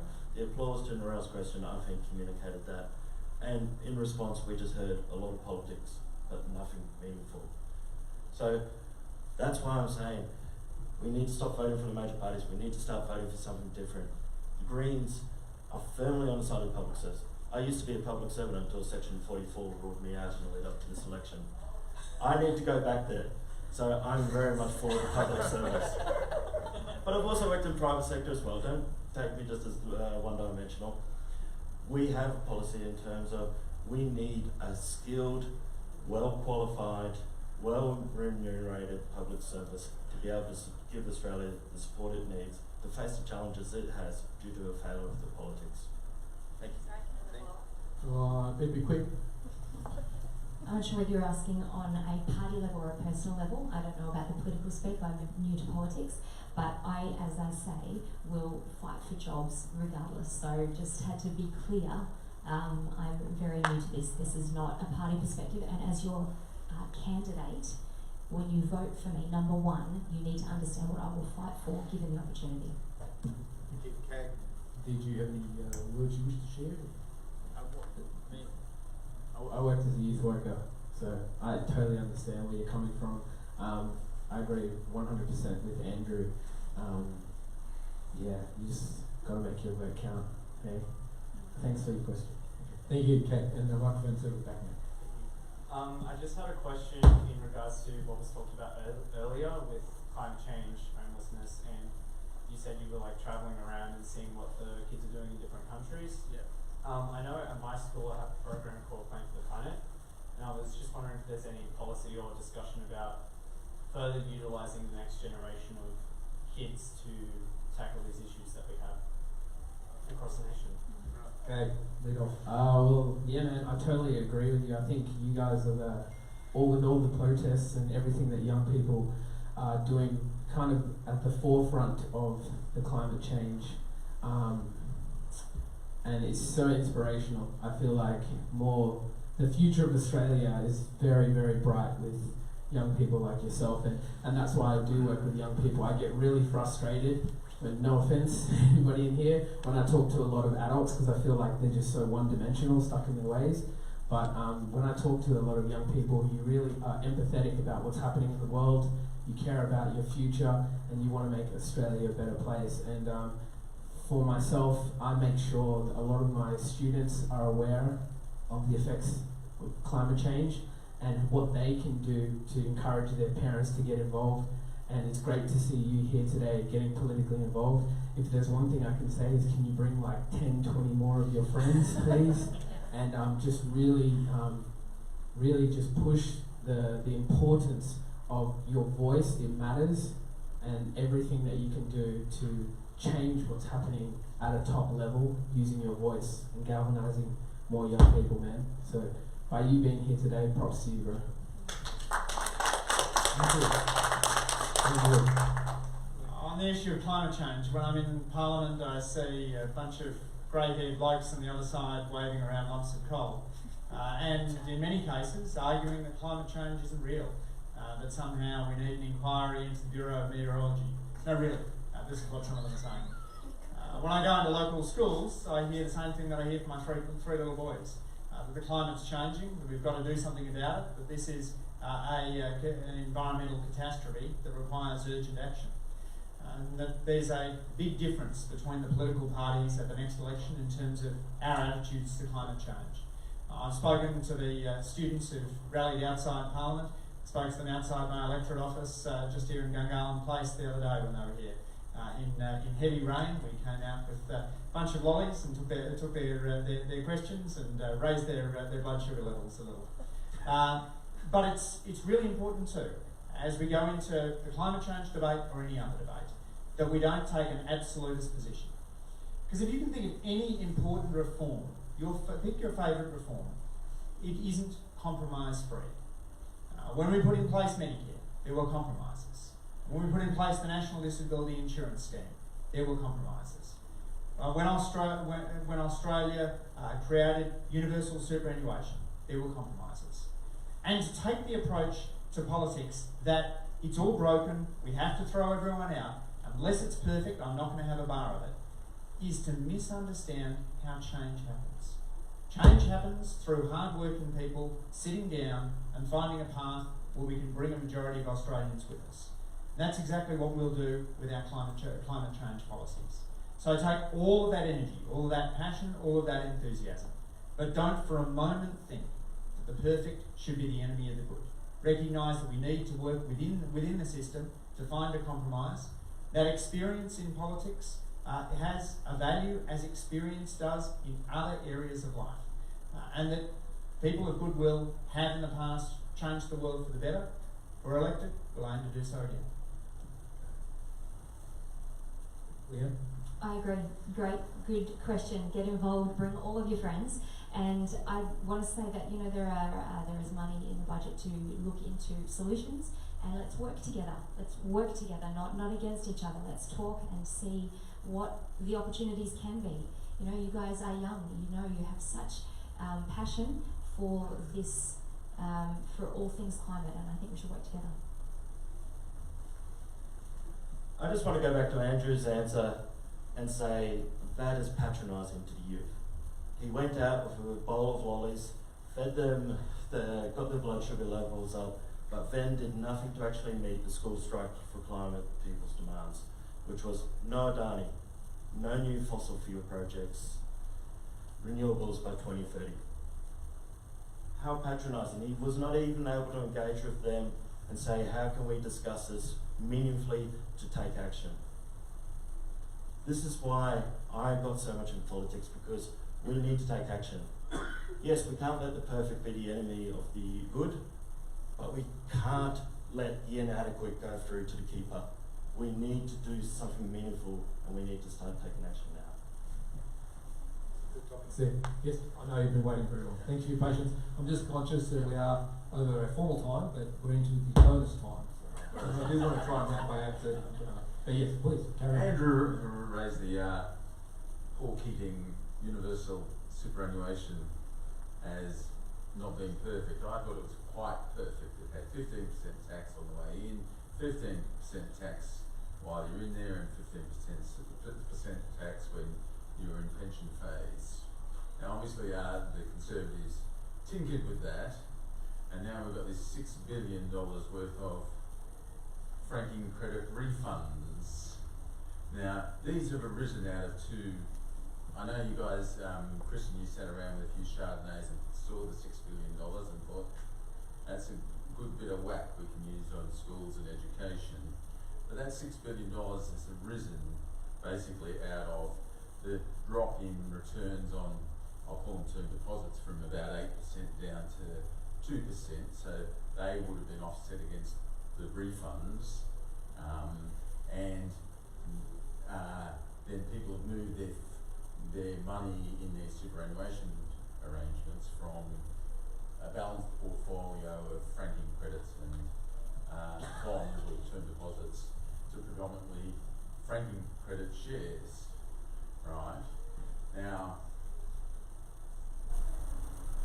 that's you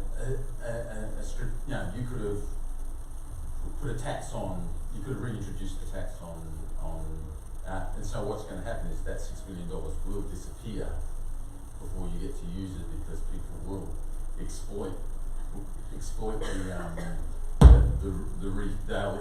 they'll use the refund, right? Either by buying bonds or having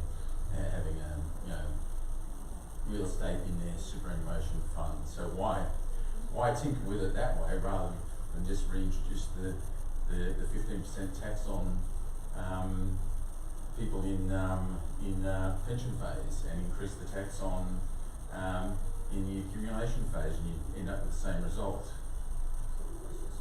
Yeah. Yeah, I think that question was directed at Andrew, is that correct? Yeah. Yep. Thanks very much for the question. If I take it goes to our policy to change from being the only country in the world that sends a fistful of dollars to people who own shares but pay no tax. There's only one country in the world that does that, that's Australia. We didn't do it when Paul Keating introduced dividend imputation in 1987. It happened in 2000 when the Howard government, flush with cash from mining boom Mark 1, decided that it was appropriate to say that if you were a shareholder paying no tax, then you would not only receive your dividends, but also a cheque from the tax office. We have other tax offsets and deductions, but none of them put you in a position of getting a cheque from the tax office. It was then, when it was introduced, $550 million a year. Now it's grown, as you said, to $6 billion a year, which is about what we spend in public schools, 3 times what we spend on the Australian Federal Police. And just consider how that compares to a PAYG taxpayer. So take a nurse who's on $68,000 a year, pays about $13,000 a year of tax. A self-funded retiree who's getting $68,000 of dividend income is getting a cheque from the taxpayer for $27,000. I don't think that's fair. And we've wound this back in much the same way as a range of other over-generous tax concessions of superannuation have been wound back in recent years. John Howard and Peter Costello made a set of changes in the early 2000s to superannuation that just weren't sustainable. Too much of that cash went to the most affluent. In the first term of the current government, they said that superannuation didn't need to be touched. We argued for reining in some of the tax concessions, and in the second term, at the end of that first term, they actually did change a range of the tax concessions so that they're much less generous to the most affluent than they are now. So yes, there's changes that we needed to make on superannuation. There's a couple more changes we would make as well, but it just isn't sustainable.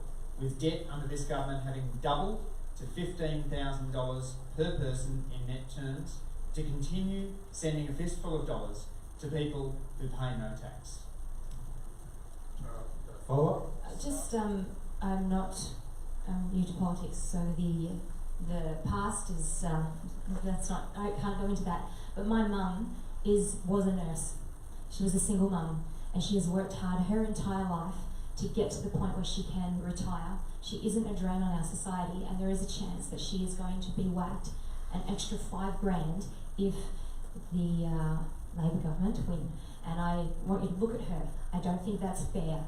And I don't think that's fair for the people who are retiring, that have worked all of their life and deserve to be rewarded for not draining our society. I can't believe I'm agreeing with Leanne. But this is the complexity of the progressives. We're not about disagreeing just to disagree. I believe exactly the same. My mum is in the exact same boat. She's a single mum, refugee, came here, built up her portfolio over a wealth of time. She's getting set to retire, and I do not think a person who cleaned toilets, put herself through university, is now looking forward to retiring should worry that all that is going to be sapped away. I feel that that's not the Australia we want to live in. And just the language, I'm a young person, but I'm very disappointed. I don't like this language of, rich people, poor people. It's Australia. We're all diverse, we're all different. I do understand in this society people have to make sacrifices, but at the same time it needs to be responsible, and those people who have worked hard shouldn't be punished or labelled as, unfair because they're not paying taxes. They work to get to that position. It's not there. They should be rewarded, not punished. So Andrew Braddock, did you want a last comment? And then we'll try and find the last question in the last couple of minutes. Okay, so very quick questions. Andrew. Firstly, I'd like to say no one is a drain on society. That should never enter our language because that is just something that is abhorrent to say. But what I'd also like to say is what we're talking here is tinkering around the major issue, which is intergenerational inequality. You've got a concentration of monies within the older generation, whilst you've got a younger generation who have not had the same economic benefits or advantages laid upon them So we need to have an adult conversation about that rather than having a tit for tat about a particular piece of policy. Okay. I think that's for me because I know the two hands over here, but you both already had a question, and there was one hand here, so we'll go with that. And Luke's waving at me. Can I hijack first with a quick question? Maybe. Maybe. All right, carry on. Look, my name's Luke Hadfield, everyone. I'm a local real estate agent, so I feel a bit more informed to say that Andrew Lee, Labor's attack on negative gearing is going to disenfranchise people investing in properties. Now, a lot of our investment properties across Australia provide homes for our renters. Now, I started out in administration, and I'd have people calling me crying, begging that they get approved because they were one of up to 20 people applying for a property. They're paying over $400 for a dank residence. And all that this attack on negative gearing is going to do is drive down supply and increase demand. We talked about 430 homeless people in Fenner. Well, an assault on negative gearing by the Labor Party will only see that number increase. We talked about public servants feeling threatened by words. Well, try being early childhood worker on less than $45,000 a year, living in a share house because you can't afford your own place, eating meals with the children, and that's not false because that was me before I got into real estate. So I guess my question is, Andrew, why? And to the rest of the candidates, what's your stance on providing housing? Luke, thanks for the question, and certainly for early childhood workers, they will be much better off under a Labor government, which will see them finally get the wages that they deserve. But in terms of our reforms to negative gearing, they come out of one simple fact. Our home ownership rate is now the lowest it's been in 60 years. Over the course of the last generation, we've seen house price to income ratios go from 2 to 5. Even after some of the recent softening in prices, houses are still unaffordable for many Australians. Remember the young couple who came up to me in a street stall in Hiddleston Street.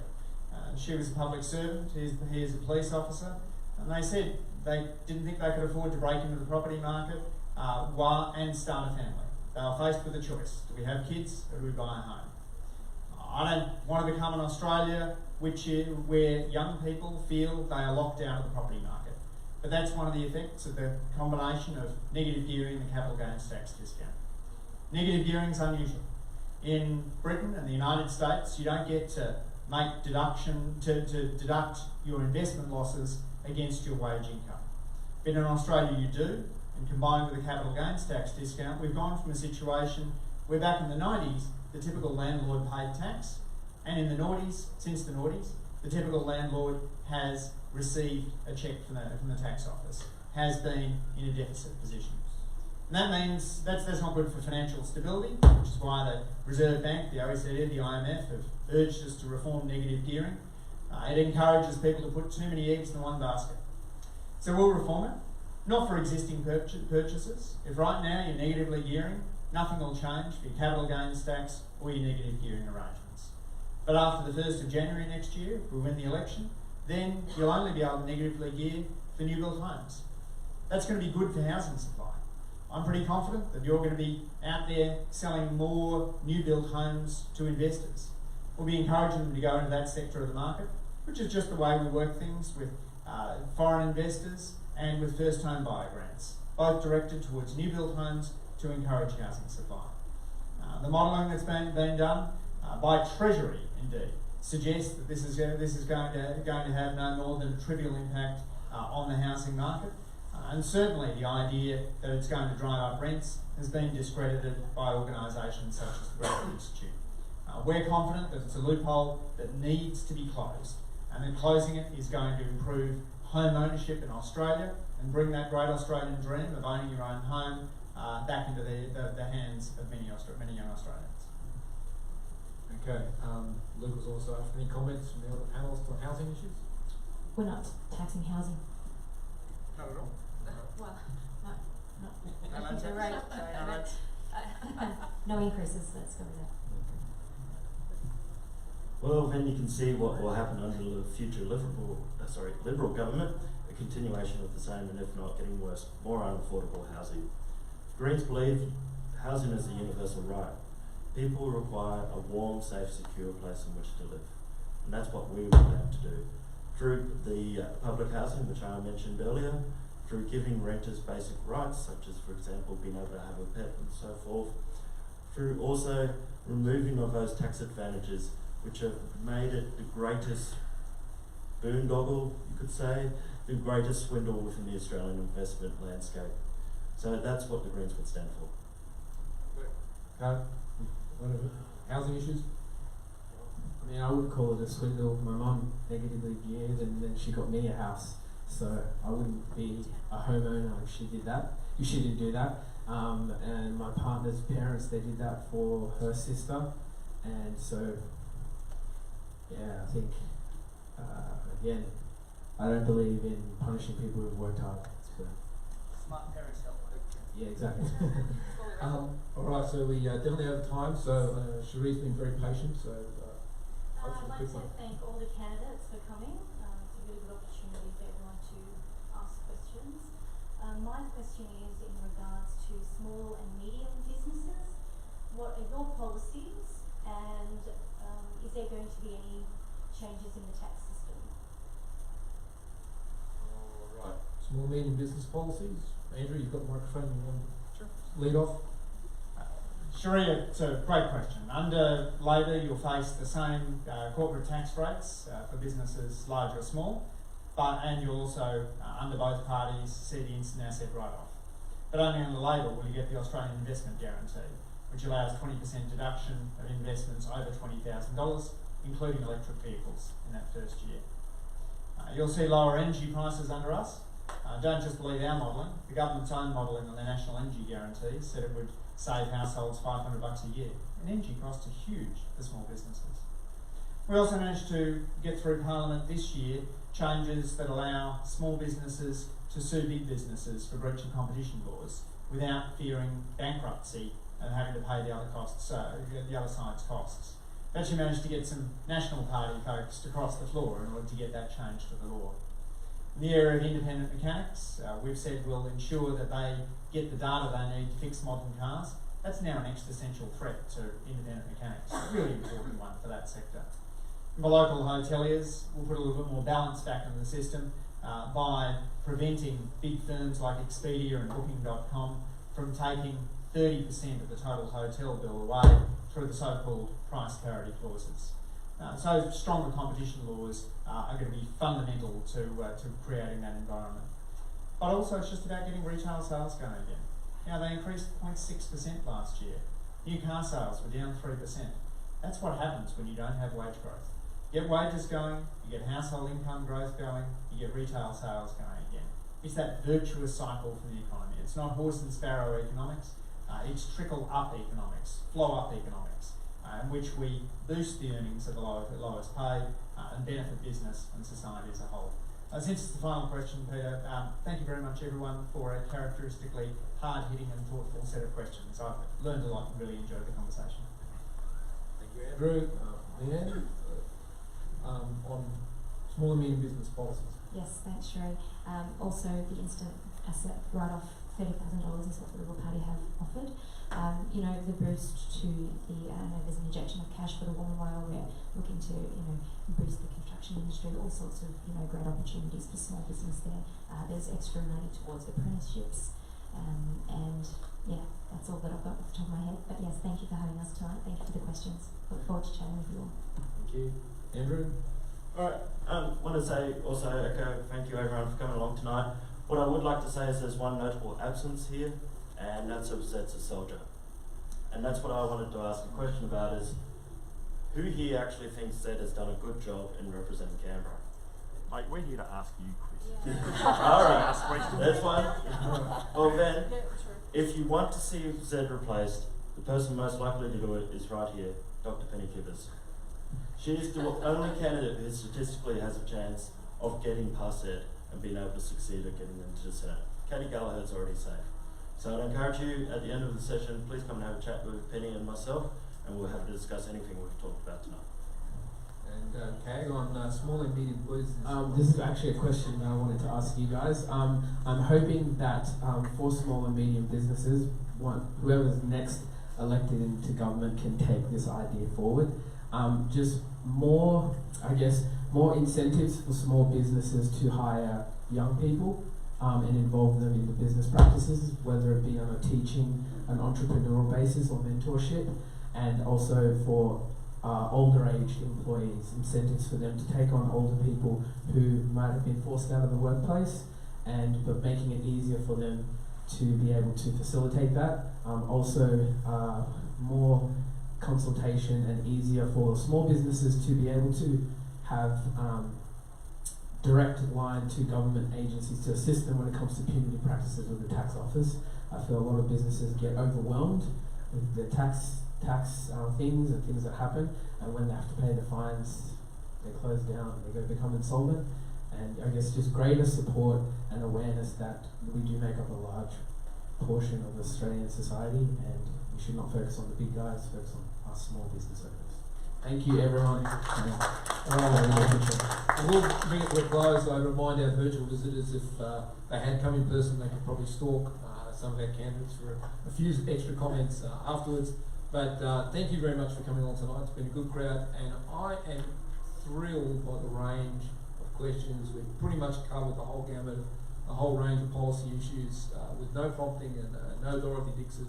Absolutely. And I do thank the candidates and the audience for a really good wide set of questions and the way in which it was conducted. So I thank you all. I'll see you for Democracy Sausage on the 18th of May.